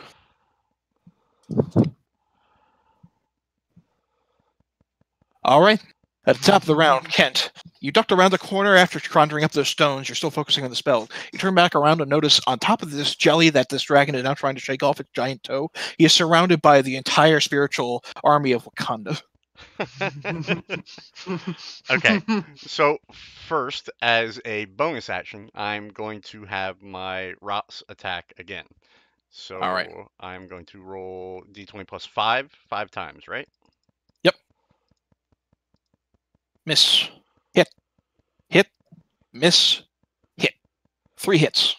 And to pull up the spell again. Hold on, I'll link it. 1 second. It's probably quicker. Spell. Link. All right. So with those 3 hits, roll 2d6 plus 1 3 times. 2d6 plus 1 3 times. Roll.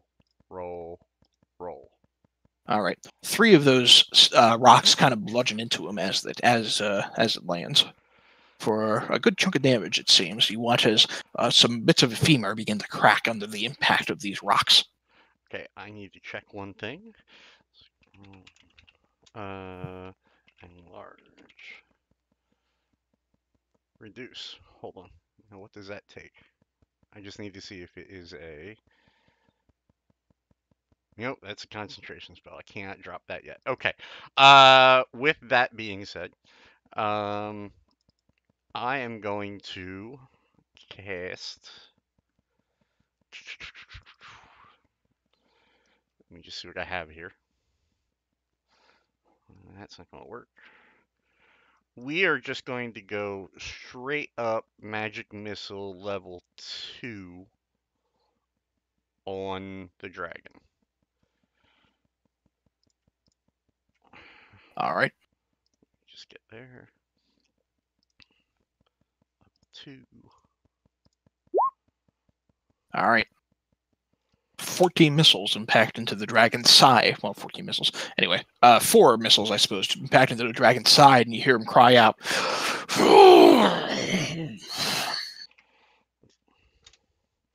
Okay, and I'm going to... And there's not much else I can do at the moment, so I'm going to stick back up to here, out of Okay. eyesight. All right. Next is the dragon's turn. He is going to, in the midst of all of this, fly up and make his way right over to Tegan. You can make as many attacks of opportunity with those panthers as you so please. Dr. Connors, you can do so with the jelly yourself. Tuck, you can make one if you wish. Can I not make one with Doc Connors as well? You can. I just said. All right. Tuck, you get 1 slam in with the staff. The jelly misses. I didn't mean to. We'll count to 25. The 25 will land. Whoops. All right, is that everybody before the Panthers? Shit. Hang on. So why is it moving? It's flying up. It's flying up and over the swarm that has coalesced around it. So yes, it's everybody except for the Panthers. All right. 1, Miss. 2, Miss. 3, Miss. 4, Miss. 5, Miss. 6, Miss. 7. Miss. Did you miss 6? Oh, that one. I'm sorry. 7. 1, 2, 3, 4, 5, 6. 7 will land, so you get 1 claw off on him. 8, Miss. 9. Hit. 10, Miss. 11, Miss. 12, 13, 14, 15, All right, the 22 lands. 16. All right. So a couple of the claws get off on this creature as he flies up and charges straight for you, Tegan. As he gets next to you, hovering in the air, he's going to attack you twice with his claws and once with his tail.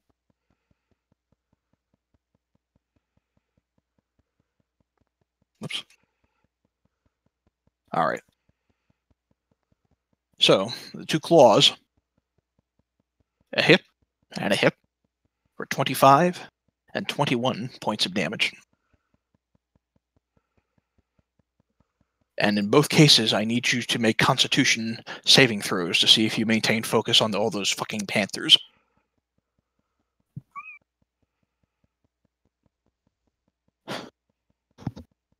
Yes, I do. Yes, you do. All right. Well, the tail's going to hit you for 16 points and knocks you unconscious, so goodbye to the panthers. Damn it. Is it flying still, or did it land? It's kind of hovering in the air. It's still within melee range if you wanted to hit it. This is the actual inside of this temple is very high ceilinged. But as Tegan is knocked unconscious by this dragon, all the panthers disappear.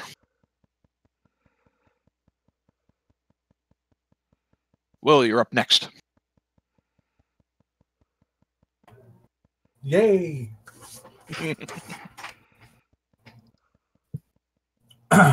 Unfortunate thing about Undead is that they're completely immune to my bullshit. So I can't fake anything, which is like half of what I do. All right, let's try brute force. Will draws out the steps around the corner, has at it with the wand of magic missiles. We're going to give him 6 of them. All right. Because if I use 7, it'll probably blow up in my hand. So what do I roll for that? So you're spending 6 charges on the wand. Is that what I heard? Yes. Okay. So I need you to roll. It's at 1 charge. It's the 3 missiles and an extra missile for every subsequent charge. So it's 6 charges. It's roll 8d4 plus 8.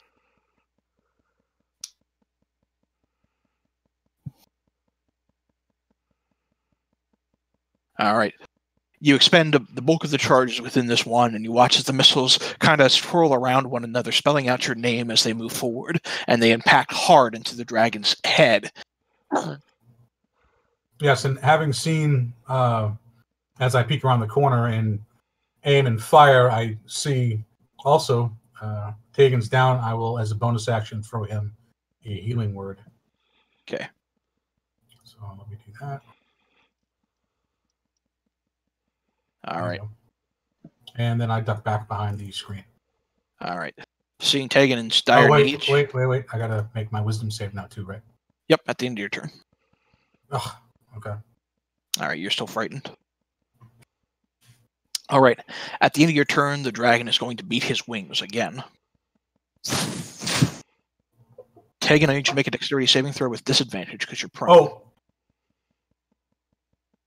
Yes. All right. So, you fail. Dr. Connors, you're within 10 feet. You'll need to make the save too. Okay. sorry. Kelly, I forgot to do this on my last action. I meant to, on this action, also draw my rapier, Okay, done. and it's playing Danger Zone. All right. Thanks. So,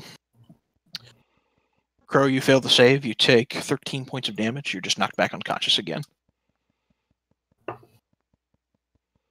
Dr. Connors, you manage to dodge out of the way before the worst of it happens. And as that lands, he is then going to shift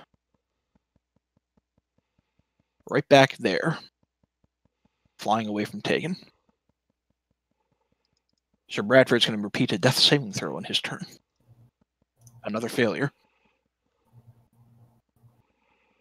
Dr. Connors, it's your turn. I'll move my yellow square here. 5 feet up to heal him. And then, what is that, 10?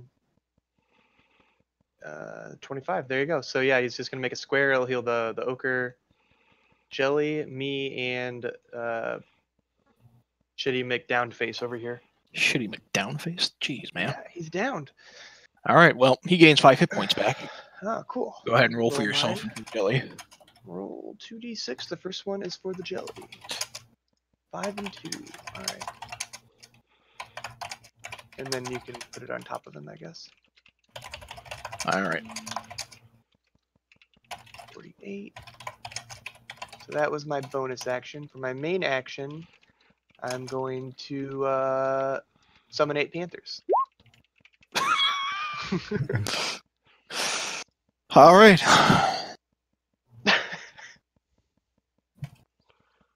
3, 4, 5, 6, 7, 8. I'll have to give you control over this too.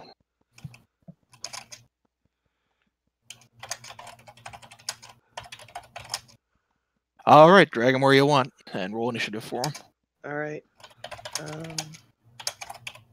How do I roll initiative? Oh, I'm sorry. Now, as you conjure that, I believe it gets rid of the healing spirit. Yeah, it would. Yeah, you're probably right. All right. Yep. So the healing spirit is gone as you conjure up these animals.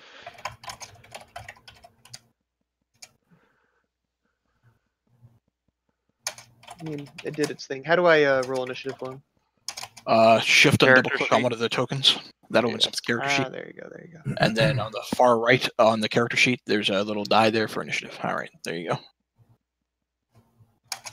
It rolled. Okay. I don't think it put them on there. It did. I just did it. Oh, All right. okay, that's not visible to me. Okay.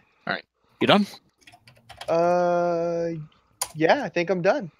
All right. Seeing Okay. another gaggle of these panthers, at the end of your turn, he's going to spend a last legendary action for the round, making a tail attack against you, Dr. Connors. 20 points of bludgeoning damage. Okay. All right. So we'll lose the 4 temp hit points. You're taking 16. And go ahead and make a con saving throw. Con. Wish me luck. Goodbye, Panthers. What? That's over half damage. Oh, yeah, you're right. I take it back. Sorry. I wish. All right, so the Panthers stay. All right. Tuck, you're up next. Fucking legendary actions. So I'm still next to him. I'm just gonna fucking hit him. All right.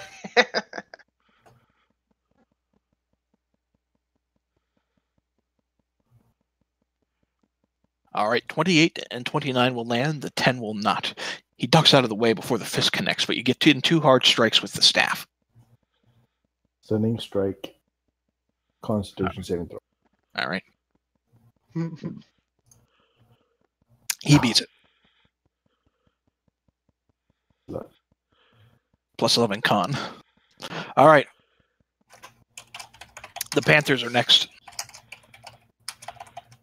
The Panthers are going to attack, as Panthers do. Well, first they'll use their keen smell ability to smell what the rock is cooking and know that this guy needs to die, but afterwards they're going to attack. All right. 7 misses, 15 misses, 12 misses. 23 does not, 21 does not, and 21 does not. So 3 of your Panthers get their claw attacks in. 6, 12, 16. As they rake away at this guy's legs. And he's starting to look a little woozier than he was. By a little woozier, he now has 200 hit points. Hagen, you're up next. Oh, you're unconscious. I need you to make a death saving throw. Oh, he right, almost one save. he almost naturally crit that. Almost. But almost does not bring him back from the brink. The jelly is next. Well, the jelly will meander his way. Finally made it in there. All right, good job, jelly. It's all this shit. Oh man, he has a lot of stuff I don't want to read. All right, he's just gonna attack. All right, I need you to roll a d20 for him. Just a straight up Okay. d20. 2. Okay. As he moves in and you try to command him to attack, there's something about the way in which he's moving and the way he's trying to maneuver that doesn't quite seem right. And as he moves to make that 'cause he's a attack, trap. as he moves to make that attack, it looks like he tries to make it against you. You duck out of the way before it lands, though. Well, I don't care for that.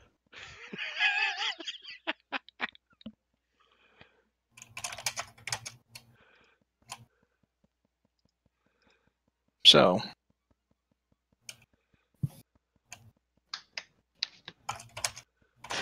at the top of the round, Kent, you're up next.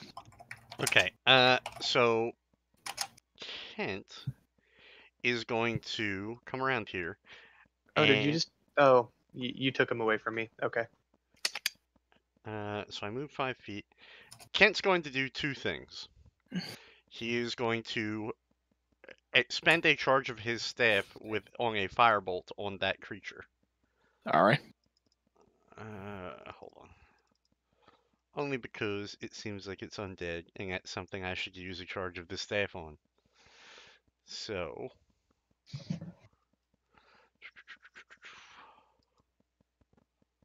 All right. You expend the charge on the staff. The firebolt is engulfed in a dark, shadowy flame, and as it rears against the wing of this creature, it roars loudly once more, and it turns back in your direction. The roar coincides with another lightning bolt from over the edge as you hear skeletons and fighting below you. Okay. Now, I've moved 5 feet. I'm going to move 25 more. 25 more, and then Kelly, these things here. I mean, I remember they were curtains before, like, and Yep. couldn't be seen around. I'm assuming that is still the case. Yep. Okay, so Kent's going to move to. God damn it! I keep moving the ruler. Hold on. Going to move to here. No, wait, no, here. My bad. And then, because I used a cantrip, I would like to Misty Step the rest of the way down to the bottom of the room. Easily done. Bamf. Bamf. And I'm still... Oh, no, I guess that would be the bonus action, so I can't move my rots this time. No, you already Okay. spent your bonus action with the turn. Yep. Okay. All right. The dragon goes next. Swarming around to you, Dr. Connors, he's going to claw at you once. Tell him to stop that.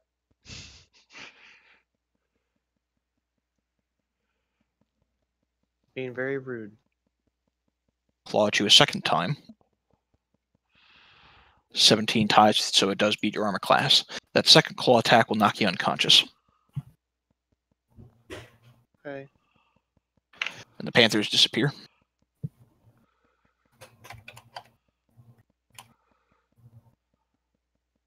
And then he's going to slam his tail against the jelly.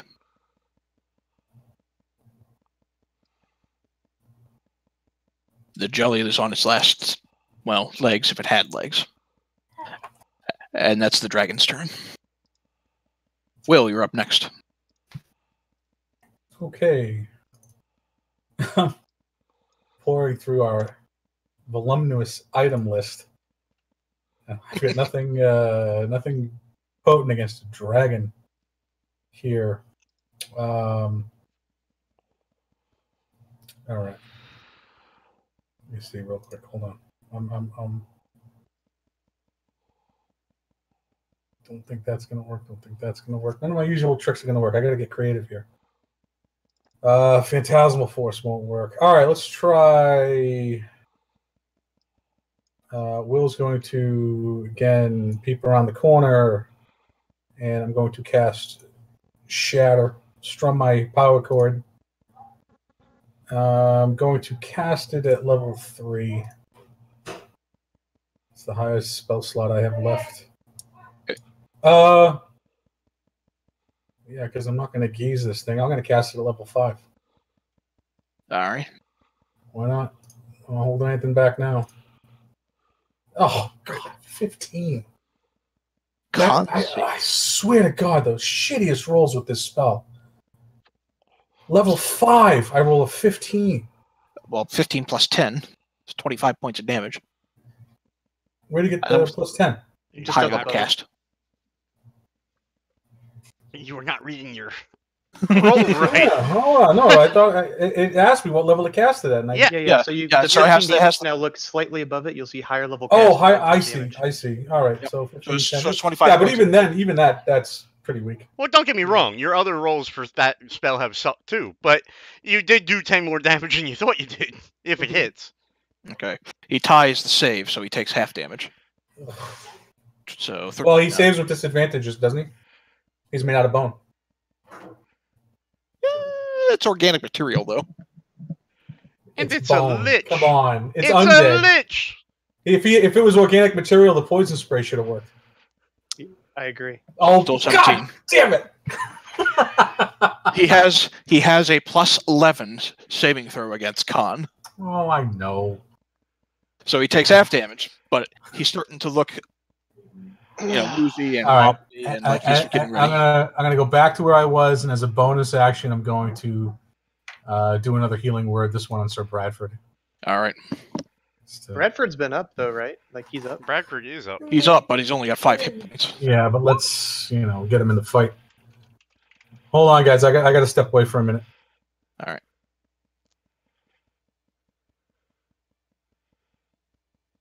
All right, because he forgot, I'm going to make a wisdom saving throw for him at the end of his turn, which he still fails. All right, at the end of his turn, the dragon is going to turn towards the jelly one more time and slap it with its tail,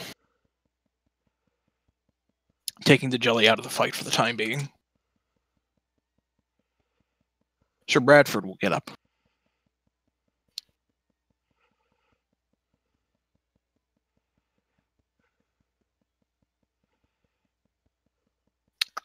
What is Sir Bradford going to do? I think Sir Bradford is going to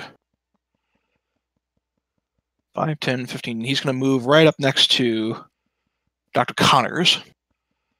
He is going to lay his hand down upon you, and he is going to cast Lay of Hands against you. What? So you gain 10 hit points back, and you're back on your feet, Dr. Connors. Nice. Well, you're prone, but you're back up. You're not unconscious anymore. And then he's going to burn an action surge, and he is going to attempt to slice into this dragon with Shatter Spike. And as he does so, he's going to empower it with a Divine Smite.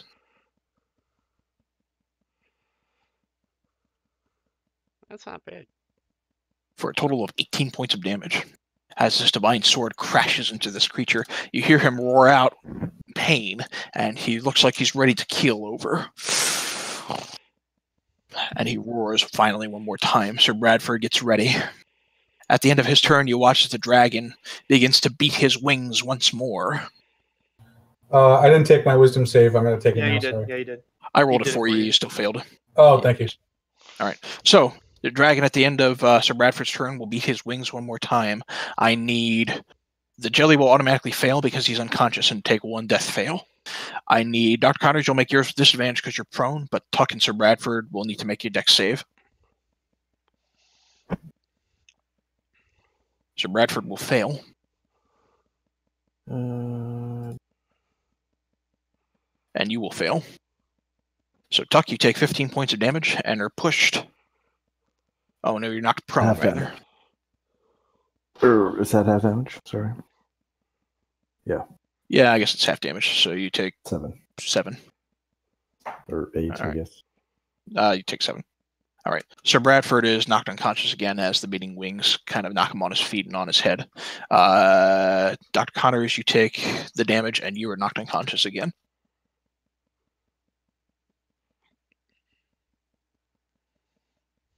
And then the dragon is going to fly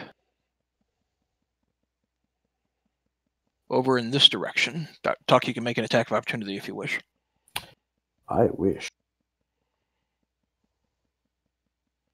All right. How do you want to do this? As he flies away, I'm going to swing my staff straight at his head, clobbering him downwards.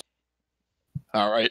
So, as you try to resist the beating wings and the harsh damage that comes in from it, he begins to beat his wings, and it looks like he's either getting ready to take flight or he's getting ready to charge straight at Kent, having knocked out most of your party. And as he begins to fly away, you instinctively, managing to resist the better part of the wings using the stairs for leverage, leap up across his tail using your monkish speed, run across the base of his spine, and then as you get to the head, as he begins to fly away, he only gets about 10 feet before your greater speed on this flying creature manages to get to the very tip of his head. You do a full 180 as you come to the head and smack your staff down, impaling him through his skeletal skull, and driving him straight down to the ground as he crashes right towards the edge of the now shattered temple that leads down to the walkway below, where as you look up, you can see Obark beginning to hover back into the room.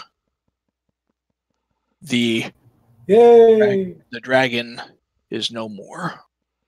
You're out of combat. And Will, you are no longer frightened. I'm going to run over here. But there is a little bit of urine in your pants.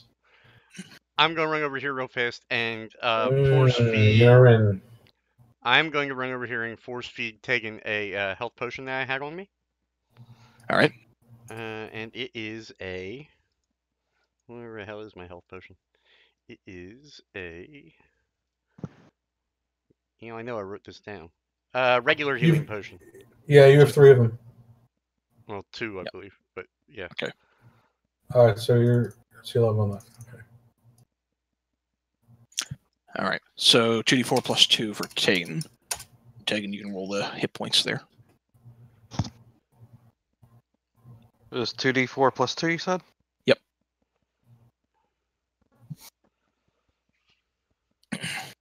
Will, are you doing anything while he's doing that? Yeah, I'm going to. These mask icons, that means they're down? Yep. All right, I will. Let's see how many healing words I have left.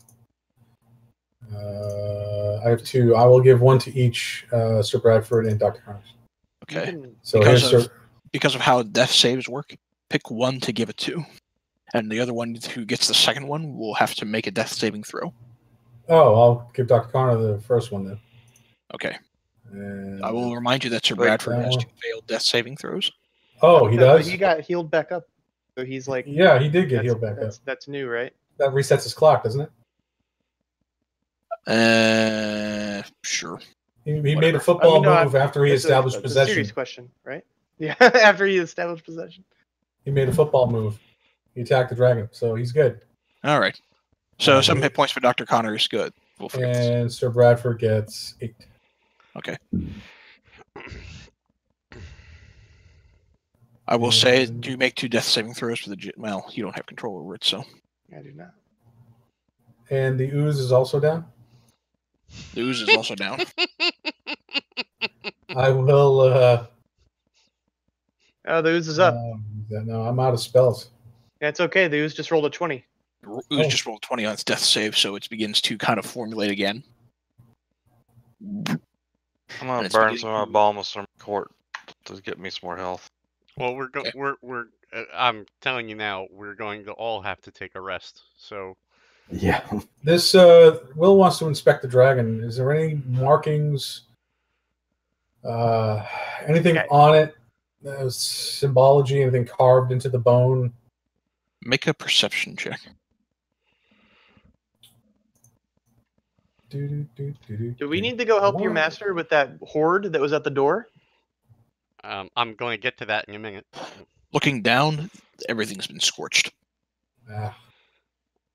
Peering around the dragon's hide, it smells awful for one thing. But as far as looking for any specific markings, if it's there, you can't make it out. Okay, so 2 things. Obark, how fare you? Much better than your party, it seems. Well, it's not every day we have to fight an undead dragon. Although I seem to recall someone attacking us with an undead dragon somewhat earlier in our adventures together. He smiles and he looks back at you and he says, "I merely was testing you." Just making sure this wasn't another one of your tests.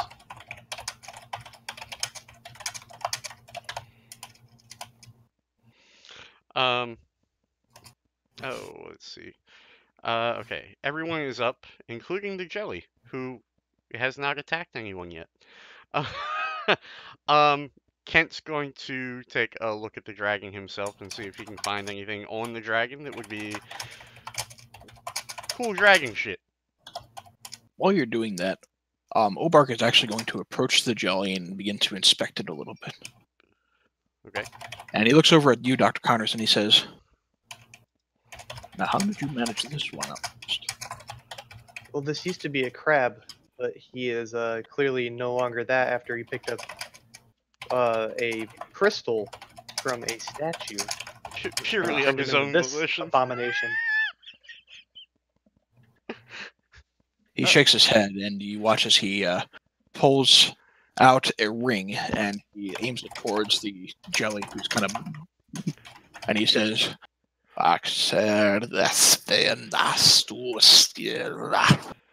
and you watch as the form of the jelly begins to sink back into a familiar-looking crab.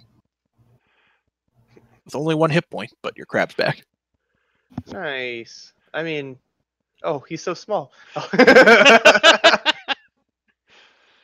So, cool. Thank you. I assume I did not find anything on the dragon, real fast. You should know better than to pick up strange objects in a dungeon. You can make a perception check, Kent. I did. Oh, you did? Okay. You're peering around the dragon, trying to see what you can make out.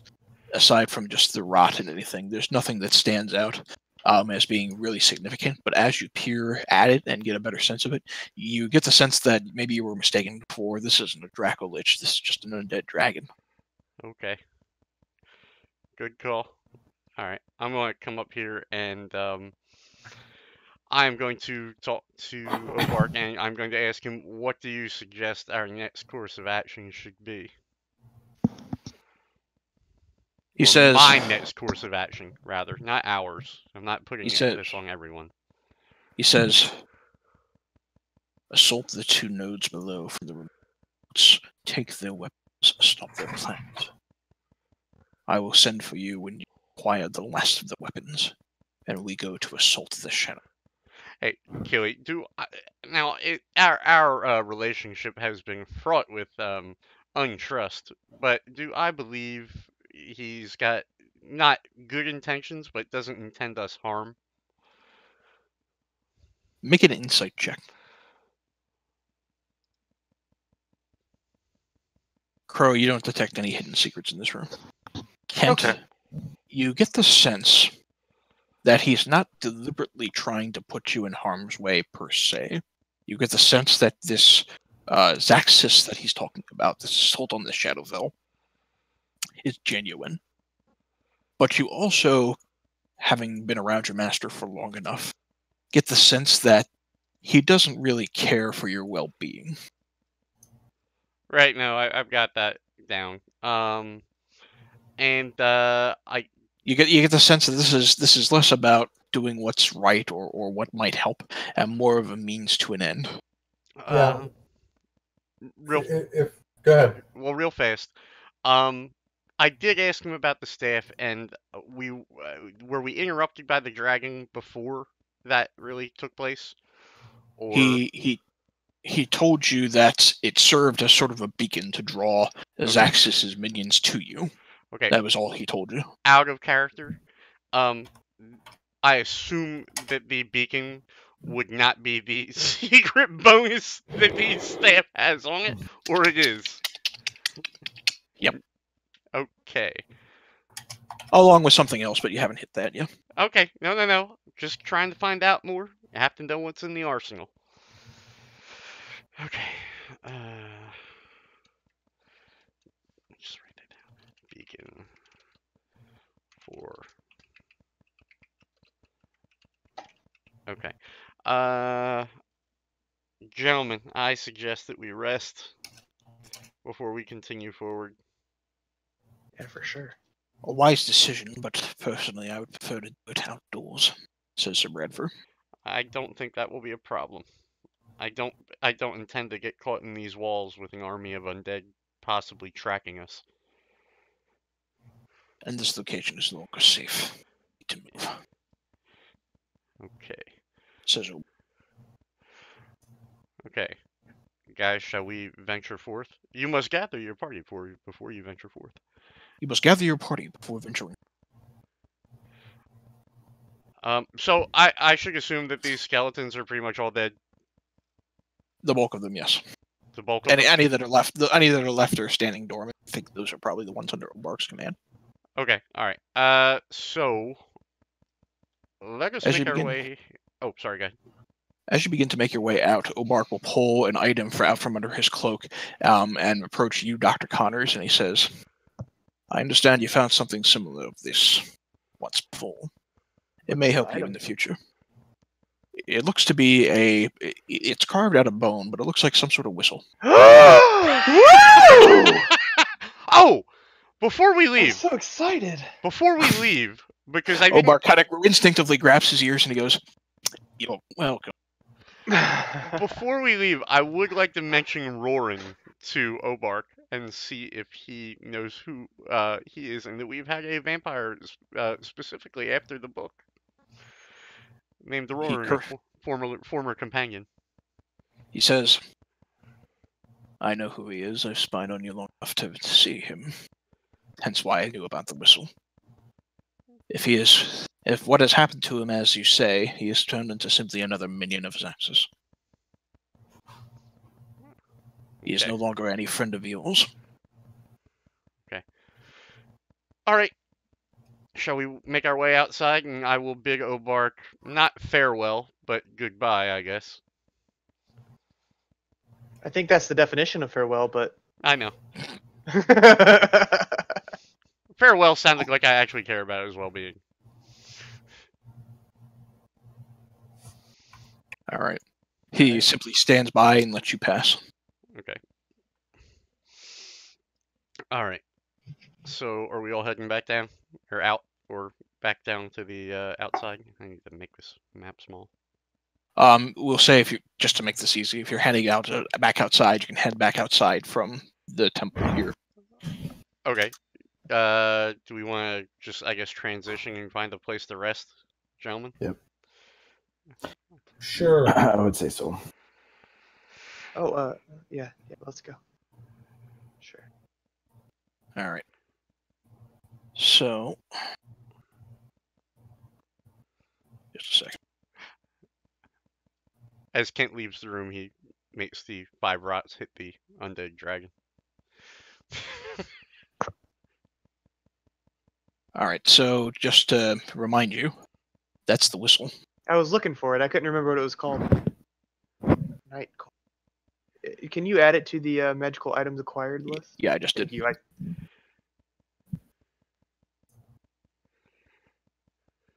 All right. But you kind of make your way out into some of the alcoves that make up the ravine that enters into this part of the temple itself, and you prepare yourselves for a long rest.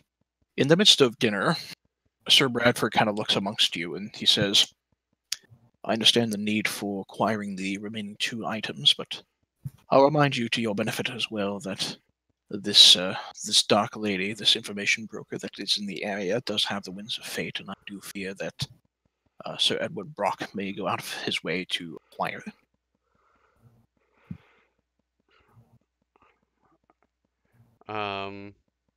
Rest then Brock hunting? Yep. Yep. We should hunt Who's down carrying a this cemetery. whistle? Oh, it's going around my neck for sure. I've been bitching about this for months. Is this Does it require attunement? There is. So doesn't. I don't. I No, it don't doesn't. see attunement on it. No. You just use it. Okay. okay. So Kurt. Right. Okay. Oh man, I'm So so noted. excited.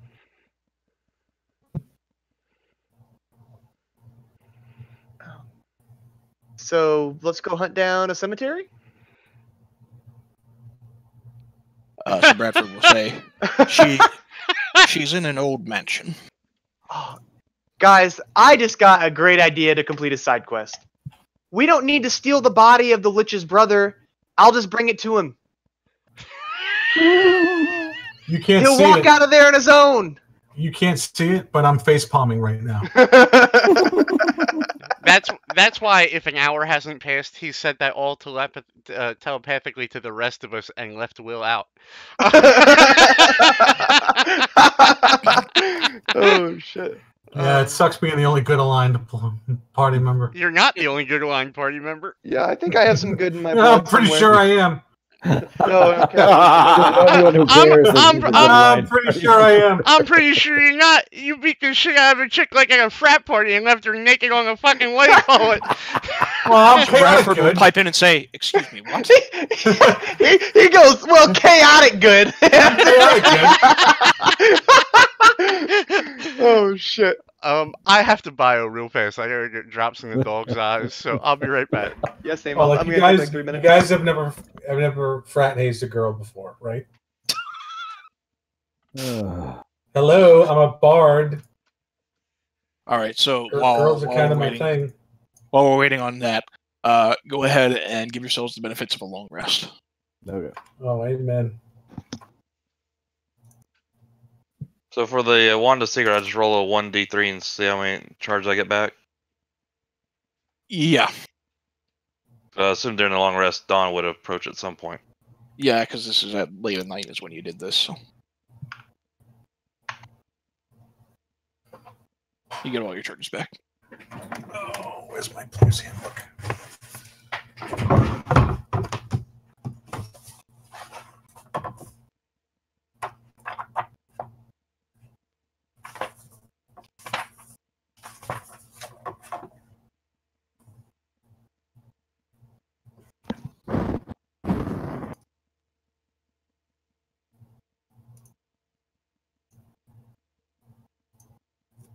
So do I get all my hit points back now?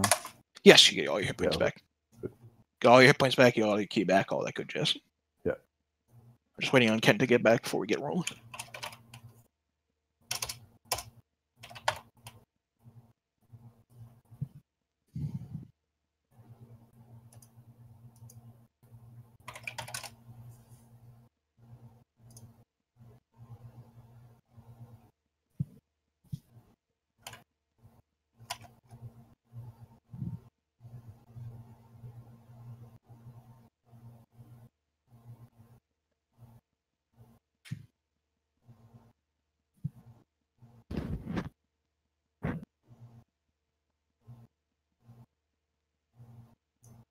That was a good fight for me. Yeah, it was fun. It was fun. Definitely I had fun. Yeah.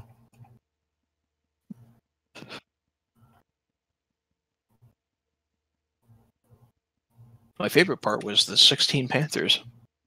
I figured it would be. You know how long I've been waiting to cast that level 5?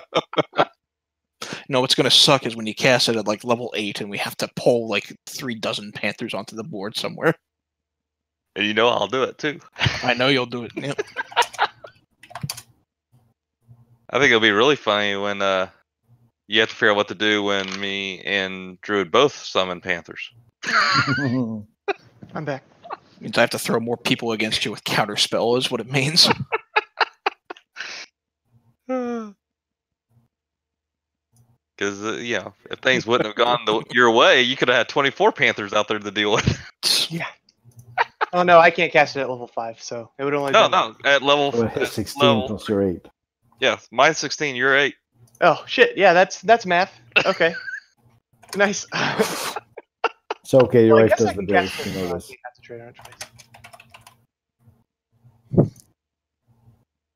Will, I did not know you had polymorph. Yeah, no, I've used that. You know what's even better than having a crab? A Tyrannosaurus Rex. Yeah, Think you know, I'm always looking to polymorph the enemy into something weaker. I never consider polymorphing one of you guys into something stronger. The problem with polymorphing them into something weaker is as soon as you take away those hit points, they just turn right back into the same person with the same amount of hit points. Tegan, as you mentioned this Tyrannosaurus Rex, you also remember that you actually have access to wild shape, and you can change your shape at some times too. Yeah. Just throwing it out there. Yeah, but the whole point of turning the dragon into a fluffy bunny is that once it's a fluffy bunny, we don't have to attack it anymore. You can just that's leave it fair. alone or put it in a box. You know. You have to keep concentrating on the spell, but yes. Well, yeah, but still. My problem with wild shape is I don't really know if I have a concentration spell running, and then I use wild shape. Can I still keep the concentration? Because it looks like I lose that, and that's the part I always kind of. My understanding is yes, you would lose concentration on the spell. Because it says transforming doesn't break your concentration on the spell you've already cast, however, or prevent you from taking actions that are part of a spell, such as call lightning that you've already cast. Yeah, so you can concentrate on it for sure, even though you're transformed. Yeah, transforming doesn't break the concentration on a spell you've already cast. But Casting it at other spells. But he'll have lower hit points than my druid form hit points would have if he then loses. I don't know. I guess I just need to read through it some more. I mean, the basic way wild shape would work as far as hit points goes, you gain the hit points of the creature, and then once you exceed the hit points of the creature, any excess damage is then transferred over to you. So think of it as temporary hit points instead of your hit points. You don't go down to Yeah. use that. Okay. Yeah. I guess I need to take more advantage of it. I don't use it enough. That's fine. I think you're doing a great job. Of course, I did also give you Eldritch Blast and kind of built you around being more of a spellcaster. So Right. And then since I'm kind of the primary healer of the group, taking my ability to cast spells away doesn't help a lot in most situations. I think you can still cast Balm of the Summer Court. I'm not sure though. Yeah, the only problem with that, I can only really use that twice, right? It's up to half my Fey energy each time. Up to. You can use it. I mean, you can use less. But yeah, I understand what you're saying. Right, but I usually use it as oh shit, someone took a Oh, lot yeah, of for sure. damage. Try to, because it does a lot more healing than any of my spells would do.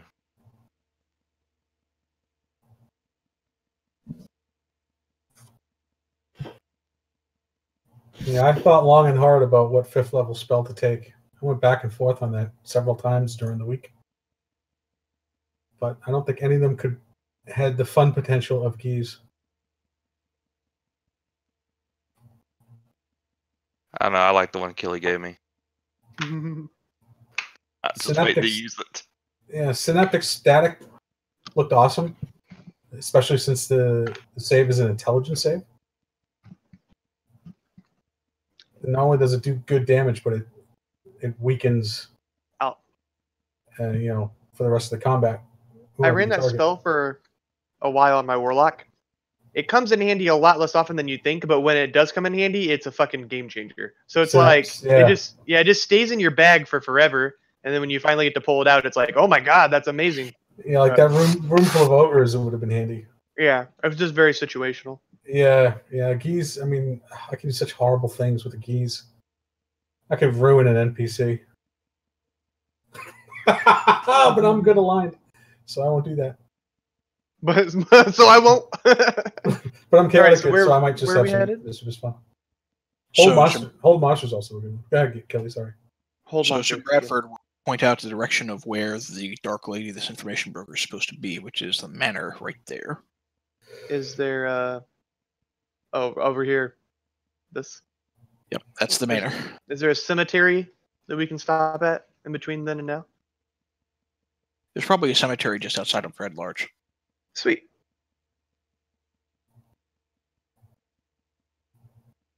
Hey guys, we need to make camp next to the cemetery while we're traveling. No big deal. Don't worry about it.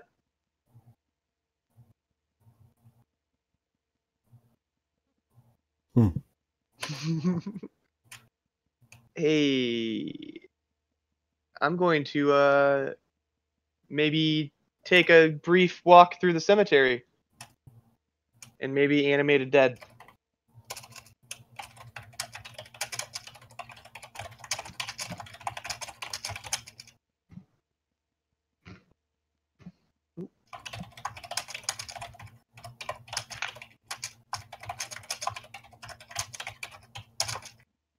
Can you give me access to what an animated dead looks like? Yeah, let me give you. Let's see if I have it down.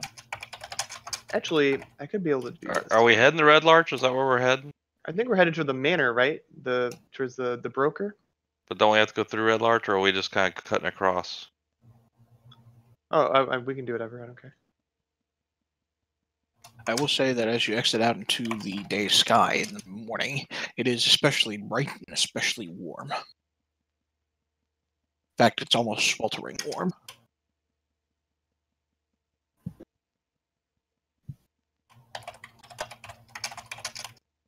So do I get a skeleton? Is that correct? You get a zombie.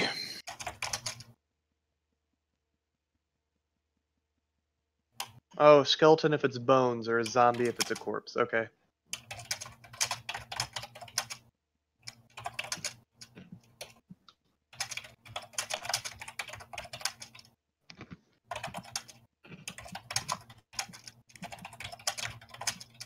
Well, I guess it depends on decomposition of the corpse. Okay, zombie. Cool, cool. Zomble. Zombol? A zomble! It's a zombie, I'm just saying. Zomble. Oh, okay, I see. Oh man, I'm so excited.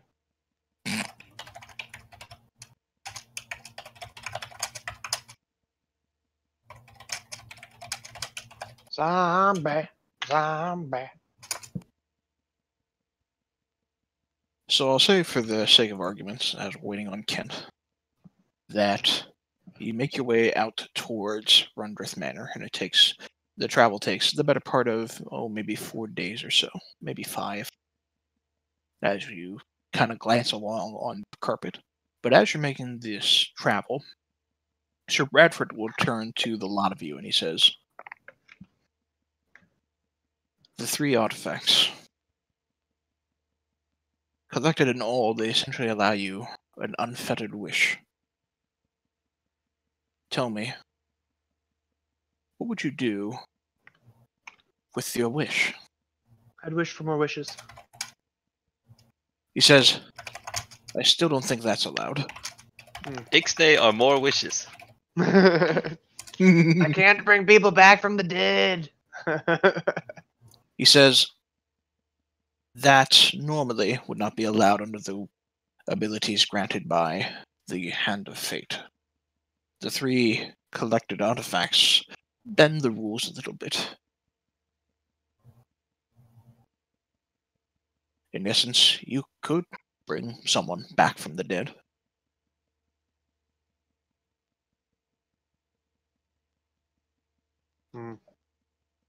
Dr. Connors, you could use it to change back into your old self, you've mentioned.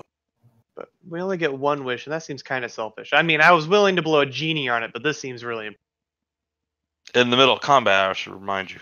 Yeah, well. He says, he says, if you've acquired all 3, so long as your heart remains courageous and pure, you could use that power an unlimited number of times. What? Okay. So the rumor goes.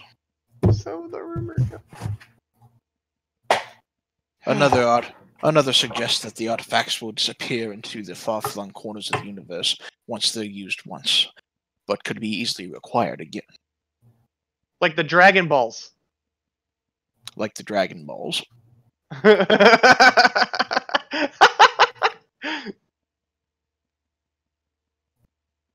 Okay, cool. But what would you wish for? Oh yeah, definitely to be human again. I mean, that's sort of my thing. I don't want to be a lizard man. What about you, Tegan? I think I would probably lean towards restoring the balance of nature. That seems to be out of balance everywhere. Did you say restoring or destroying? Restoring. Oh, R-E storing. I really thought I was really confused. A noble pursuit. What about you, Tuckisen? I'd probably wish for a bottomless flask. practical, but good. Panther, you back? Or are you guys still there? No, I'm here. I know He the way. says, he turns to you with sort of a somber look and he says, if given the opportunity, would you bring your master back? Will kind of sighs and says, "No, I don't think so." What would you do with your wish? Wish that I would be worthy of him. He turns away for a minute, and then he looks back at you and he says, to carry on a legacy, to remain pure, well, as pure as your master ever was, to try to fight for someone better than himself. I think so long as you do these things, you can continue to be worthy of that legacy. Will gives an appreciative bow in response. Kent, are you back? No. Okay. The rest of the... Go ahead. On our way to the manor, will we have stopped in any towns at all? I mean, we stopped That'd be- outside Red Larch. We could have gone in, I guess. Yeah, you can start in Red Larch if you want. It's up to you. The only reason it is because my level 5 spell has a very exotic material component I need to try to acquire somewhere. What is it? It's rare oils, or, and I'm a butcher pronouncing this, unguents. Onions. I'll say that as you approach town and inquire about it, you are directed to the Alface Shrine, as it's used as one of their ritual oils, and you're able to buy it from them, but not for cheap. You can buy maybe a jar's worth of it for about 100 gold. Buy a jar of it for 100 gold. Because it requires, at least the material component says is 1,000 gold pieces. Oh, is it? All right, 1,000 gold, whatever the material cost is. So that brings me to problem number 2. Since we've never actually redistributed the money, I still only have like 400 gold, so I would need more. Where did all your gold go? I never had any. You guys got it before I joined the party. Yeah, we haven't had a okay. split since he joined. We could do that now. Yeah, we can if stop you in want. town and sell that shit. Sorry about that, by the way. We have a. You're fine. This would be a good thing if we could make a stop and sell some of this shit, because we get a lot. Okay. It's just some shit to sell. We get a lot of coin. We get a breakdown. A lot of gems. Jesus, how many gems do I have? I got 27 at this point. Just 27 gems. No, that doesn't even count what we found today. And we found quite a bit today, if I recall. 3 I will say, amethyst. yeah, I'll say for the sake of ease, if you want to sell your gems to your fence in town for the market price, you're able to do so. Oh, wonderful. Okay, so what were those that we found before I logged in? Can't write that down. Or if Killy has it. I'll have to go hunting for it, but I found a secret thing inside of a chest. I think is what that was. well, we found that wand of secrets. Oh, Then right. Okay. There was also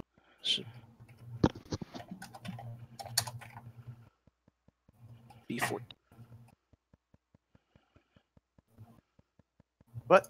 Oops. All right, so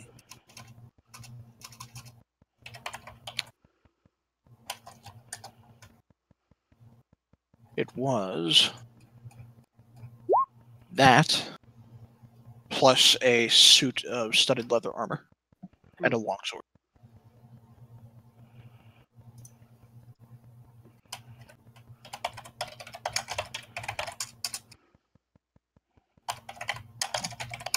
Are any of these magical? No. All right, so studded leather and a long sword. Still, that's worth some good money. All right. Can I assume I can sell all the mundane items in town? Yeah. All right. Like I got split mail, plate mail, studded leather, long sword. I got morning stars, war picks, black earthen rods. I don't know what you're gonna value those at. The earthen rods, as you show it to them, they kind of peer at them. They're not quite sure what that is. They're not quite willing to buy that. But the regular morning star, the long swords, the rest of that they'll buy. What about the war picks? I'm gonna consider those like battle axes. They won't buy those either. Won't buy the war picks. They don't have use for them here. Okay, maybe the paladins will want them at the fort. The black earthen rods, I will. If you'll give me some sort of roll, will say, "Oh, but wait, no, don't turn your nose up at these. These are the earth cult rods of power. Those carved with ancient arcane runes of elements long forgotten to man." Make a persuasion check with disadvantage. Give them a whole song and dance to try to get them to buy it. Sure. Disadvantage. Persuasion. Persuasion, you said, yes? Yep. All right, I will Bardic Inspire. All right. Because I can. So 15 plus 18. The vendors in town turn up their nose. They say, more or less, that they've had it up to here with these stupid elemental ghouls. They don't want to have anything to do with any items on them. The standard battle axe and shit, they're happy to take to arm themselves if the need arises for the militia to arm up. But they don't want anything to do with the magic crap. All right, let's get into what about the fence? Will the fence also buy jewelry and valuables? You will buy all the jewelry you have at market value. Okay. So just to run through it real quick, I have a platinum headband, the gold and sapphire ring, there's 4 of them, a diadem, electrum anvil, pimp chain, gold bracelet, silver ring, the elephant ivory statuette. Pimp chain, that's around me, I'm pretty sure. You're gonna hold on to that? Okay. I think I bought that. I bought that out. So that you bought that out. Yeah. So 200. Oh, that's right. So 200 will come out of your share at the end. The elephant ivory statuette and the pair of gold bracelets that used to be magical but are no longer. Yep. Okay, what else do I have here that I didn't? Man, this spreadsheet's getting long. Gotta start a second column for this shit. Oh, 2,900 copper and 130 electrum. Oh, I got that. And the copper, got that. Okay. 160 gold. Nope, didn't do that. Yeah, 22 platinum. Love me some platinum. Yeah, I'm gonna break all the gold down into platinum before I break it out, just because it's easier to carry. Otherwise, there'll be thousands of gold coins that you guys are gonna have to figure out what to do with. Let's see. All right, I gotta start looking through the equipment list. Okay, while he's doing that, I'll spot you the gold taken so you can go to town and do whatever you need to do. So you get your shit. Does anyone else need anything in town? Oh, and by the way, I have a zombie now. His name is Carl.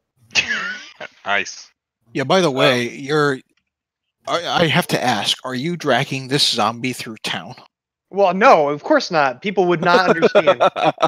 I can leave him outside of town.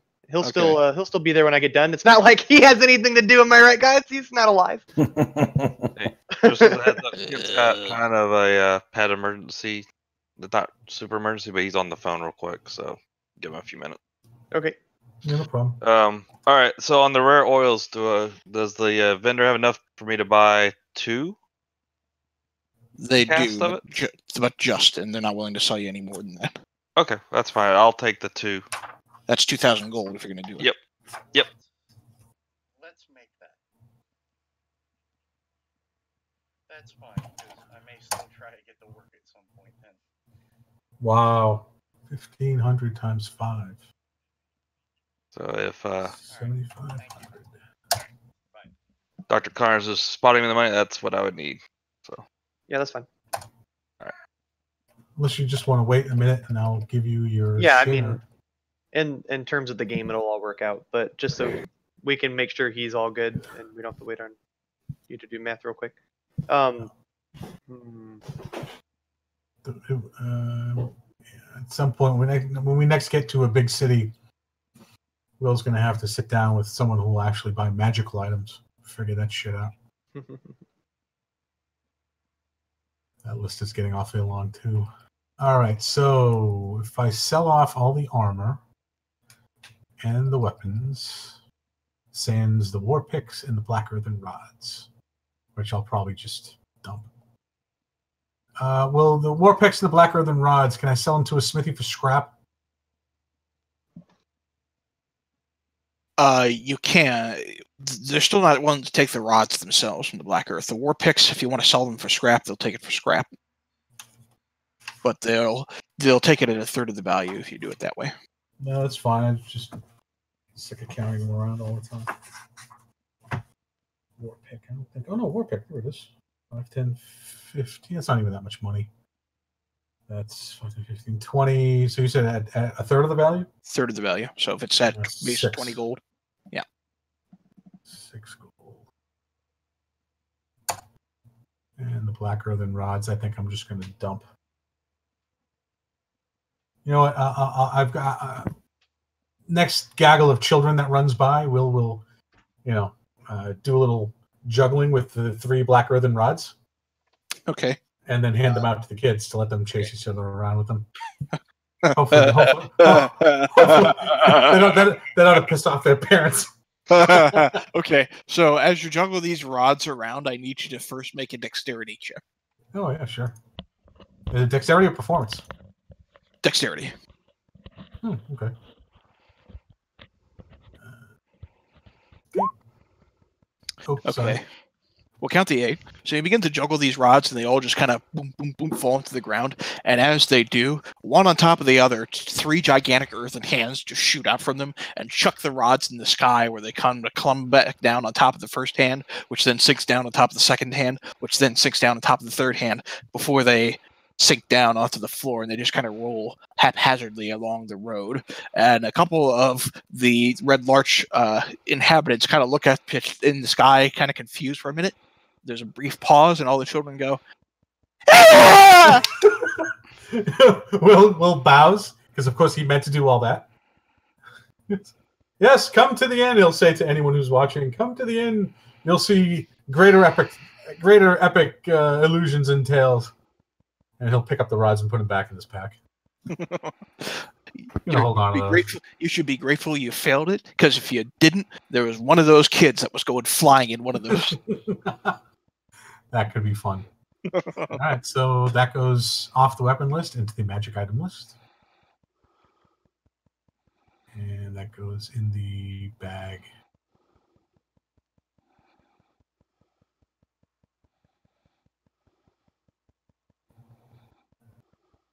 Huh.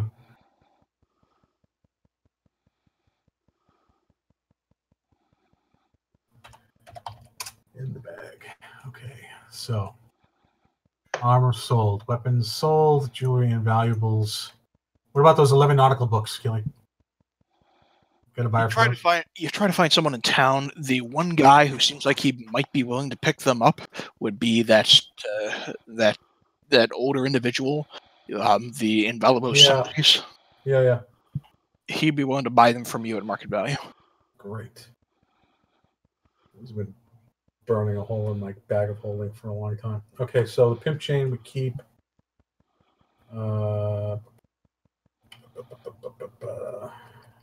That's all gone. Okay. There were some gems that were found before I logged in tonight. I think he put them in chat. I did. 30 You did, I'm silver sorry. pieces I'm sorry. and a Let me- pouch of 6 azurite worth 10. I'm in the chat. How come I don't see it? It's under Dungeon Master. It'll be under your last persuasion check there. It's 6. Oh, in the game chat. I'm sorry. I'm looking in the Discord chat. No. Game chat. Okay, 230 silver. Okay, I'm gonna get all this one. 230 silver.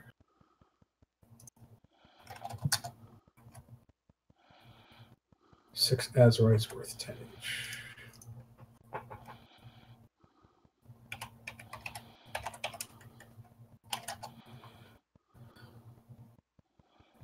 Wow, that's a lot of gold.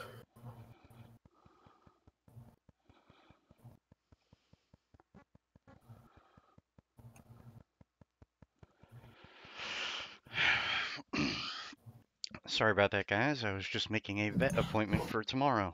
We've got a 5-way split now. Is that what's going on? Yep.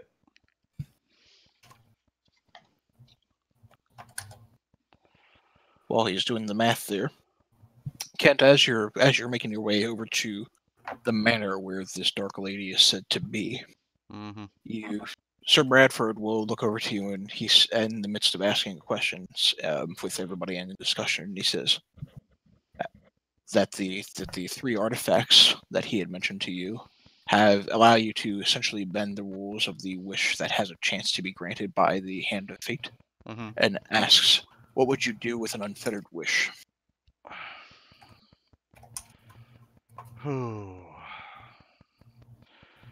What would I do with an unfettered wish? I know what Kent would do. He would disregard females and acquire currency. Fuck bitches get money. Fuck bitches get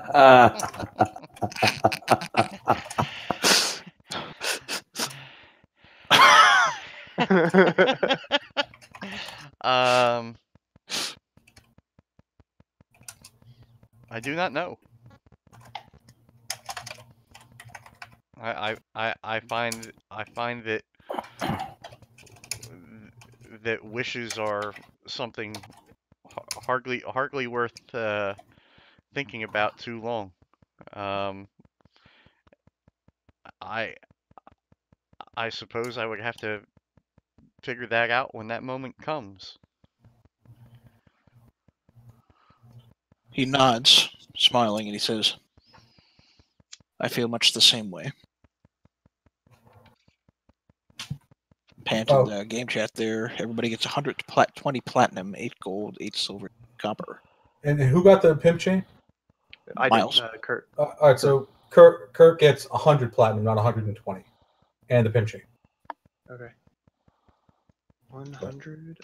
And I'm wiping my ledger, so everyone, please enter that onto your character sheets as personal funds. That was a. Oh no! Wait, I'm sorry. Slow down. I did it wrong. I took the player equity. I already divided it out by 5. I took that number and divided it by 5. So hold on, I got to recalculate. Yeah, I was gonna say that seemed a little low. Everyone gets. Incidentally, there was no more bard to be seen. Everyone gets that much platinum. And suddenly, the 5-way split became a 4-way split. And He's like, all of you get a 10th, and I get half. that. You make me lug around this bag. And everyone gets that. 604 platinum, 4 gold, and 1 silver. You know what? I like it. All right. Except for the pimp chain, you're going to be short 20 platinum. So 584. 584. All right. Please record that on your character sheets. I'm no longer going to be responsible for that particular number. That money. I'm going to start fresh. So that's so much money. Oh my god! I could build a castle with that money. Only if you survive. I just want an inn. It's just an inn. I also wanted to, like I said before, buy some buildings and rent them out, but it just seemed too risky at the time. But now, 2,000 gold was all it took. Fuck yeah, I'll do that. All right. Are you? If you're taking the time, I'm not going to do it right now. No. Okay. We're doing stuff. But Well, I will. if our characters survive this campaign, we'll do it between campaigns. I'll be surprised if your characters survive the end of this campaign, but we'll see. Wahaha. All right. That horseshoe is tied very deep in our house. Good. Go ahead. Each platinum is what, 10? 10 gold. 10 gold. So 604 platinum is equivalent to 6,040 gold. Yeah. Okay. All right. So you I'll take spend 200 out then. All right. So you spend about 5 days or so traveling south from Red Larch after you finish your business. The sun is sweltering hot. It is almost unbearable. I will add, while you're in Red Larch, Bradford will go out of his way to make some contacts with the Lords of Alliance, informing them and updating them of the situation. And in the process, he will make additional contacts. He'll outfit himself a little bit better, and as you make your way on, he has a much better looking armor and a much better looking armor and shield. But as your 5 days of travel come in, whoops, you eventually find yourselves at the doorstep of an old, abandoned, or at least it appears abandoned manor. And let me get Sir Bradford's token out for you.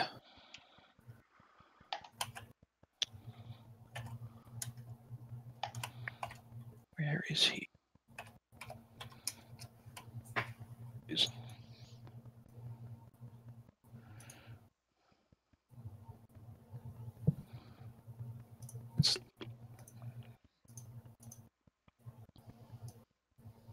On.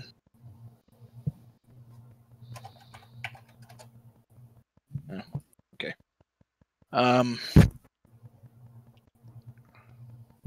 Miles, did you restore the health and character and everything? I have not. No, I did not restore any health in my characters. Okay, restore your health and your Sure. spell slots.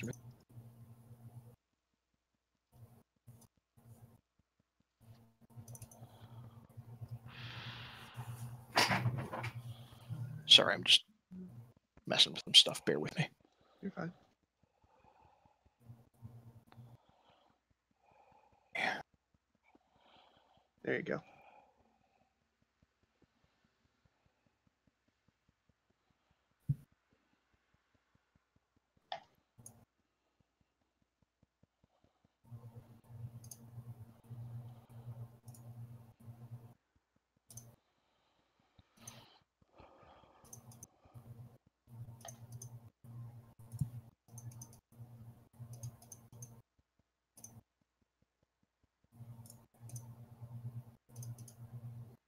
Okay.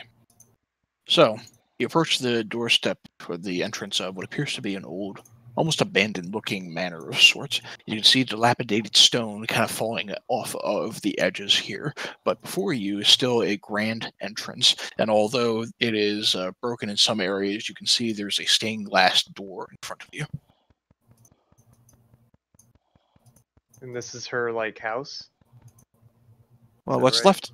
It appears to be so. What's left of it is sitting on top of this steep, sided wooded hill, and you can see it at the room itself. Looks like it may have once gone up to 3 floors, but it looks pretty dilapidated. It's actually down to maybe 2 at best. Most of the walls have kind of dilapidated and have fallen through. Kent remarks that this does not seem like the kind of home an information broker would live in. I don't have detect magic. Is there anything I'm noticing odd about this structure? Make a perception check. Will also add an information broker. Wouldn't be the type of person to be ostentatious. Actually, be the Well, last with person your to do it. Well, with your background, you get the sense that this probably isn't where this person lives, or if it is, it's that that their actual residence is maybe hidden underneath the hill. Search for a secret door. Yeah, that would make sense to me. Kent, turning around at the location, I'm sorry, what was it you're trying to get a sense of? If there's any kind of magical properties, like maybe disguising said house or anything like that, like maybe what we're looking at is an illusion. I see. Okay, so peering around to see if there was any sense of an illusion within the manor itself, and that it's actually whatever. You don't get the sense that there's any illusions happening. Will's gonna Walk poke around right inside. the fuck in. Yeah. He'll walk in, pause for a moment, see if anything happens. If nothing does, I'll see that rug there? Let's take a look underneath it. So So I'll add for your benefit that there's actually a wall of loose masonry that kind of blocks off that right room where you are.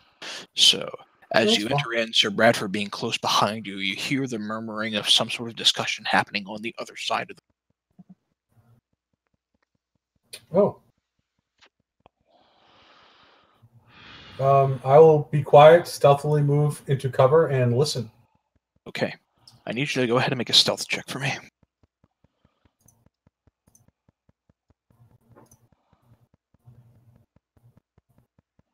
And I'm going to Bardic Inspire that bitch. Yeah, of course. Why wouldn't I? I so rarely use it, and it's such an untapped resource.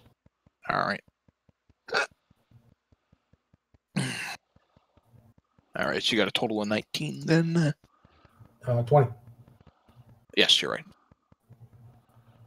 So...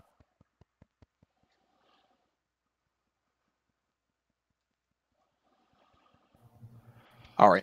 So, peering around the corner, you can see... Whoops. Again.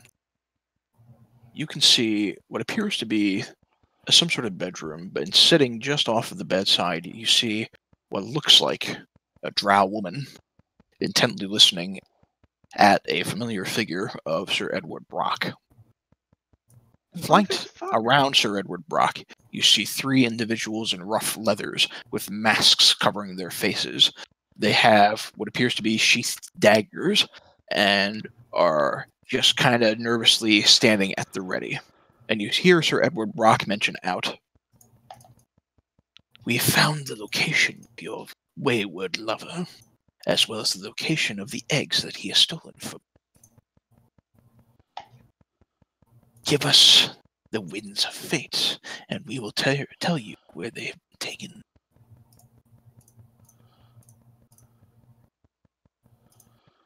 She says, "The winds of fate is a powerful artifact, and one I am loath to part with."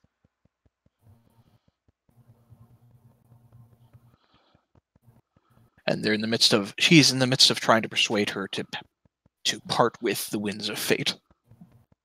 If I move out of cover, will they be able to plainly see me? Yes. Then I do that. I move out and I go, "Eddie!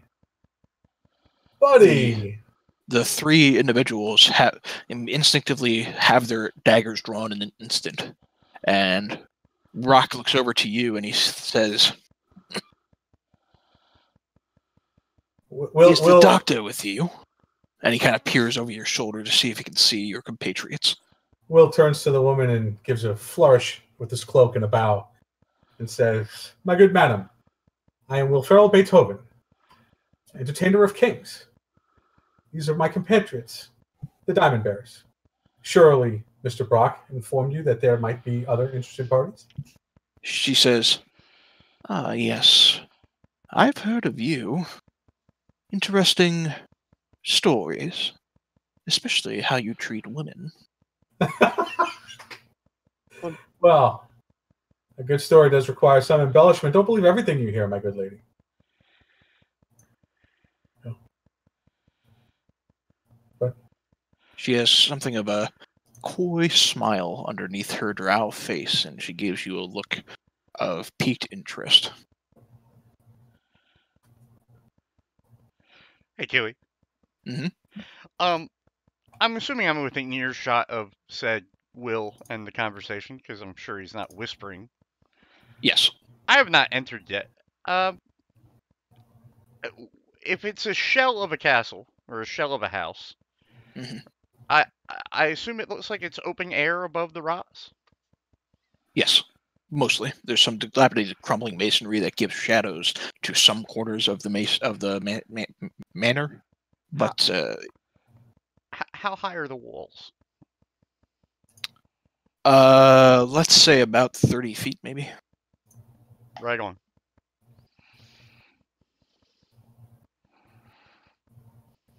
Go ahead. She says, "And why have you come seeking me?"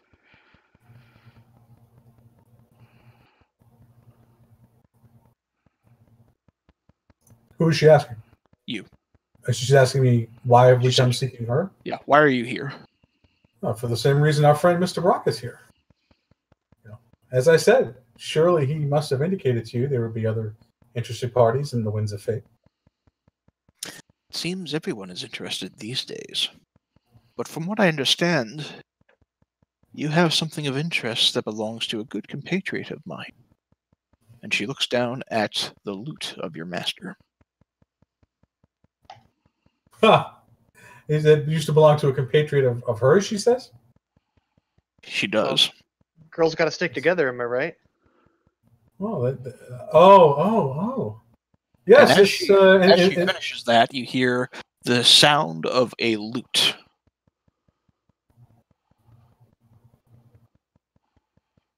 And begins to softly play as it begins to go into a string. And you see, stepping out of the shadows of the corner of the room behind you, a beautiful-looking woman with white hair and darkened leathers, holding a lute in her hands and strumming it along. And noticing Tegan is wearing her old clothes. And noticing Tegan is wearing her old clothes. And Will, keeping his eye on her, kind of turns back to the rest of the Diamond Bears and goes, "Ha! See, I told you she'd be fine." She says, "Fine is quite the operative word." And she leaps over some of the loose masonry over towards the lady and gives a light kiss on her cheek as she continues to play. And she says, "You have something of mine yet, as terrible as you have been. The lady and I are willing to overlook it. Give me the instrument." Yes. You stole this instrument from my former master. You'll not have it back. She says, "Well, that's a crime." Why ask for things you know I won't give you? She says, "Well, I simply thought I'd try it the nice way."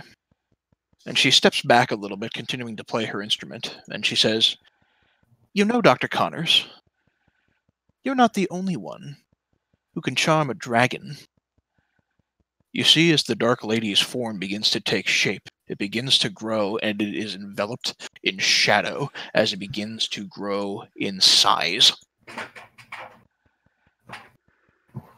And where the drow once stood is now a shadowy dragon. And we will roll initiative next time. Oh, fun. So the broker is friends with Beyonce Possibly lovers. and is a dragon. And the Okay. rightful heir to the loot. No, Yes. Will is the rightful heir to that loot. Were you, what's his name, son? Well, Well, We will well, go to this next time. not by blood, no. But for all intents and purposes, yes. Well, yeah, you didn't dig it up from the grave, did you? Oh, I don't know how much I can help you here.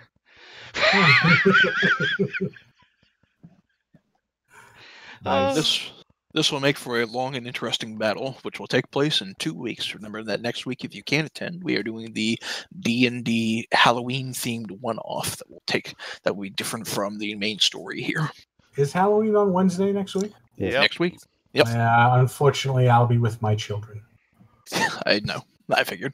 So I know you're gone, Crow's gone, and Miles is gone. So that would leave Kent and Tuck, and I think Smock wanted to be a part of this too. Yep. Which we can do that with 3. That's easy enough. I'll see if I can drag in maybe a 4th, but Not a that'll be the plan problem. for Halloween. All right. All right, fun. Thanks, Kelly. It was fun. Thanks, Alrighty. Kelly. See you in 10 days. See you in the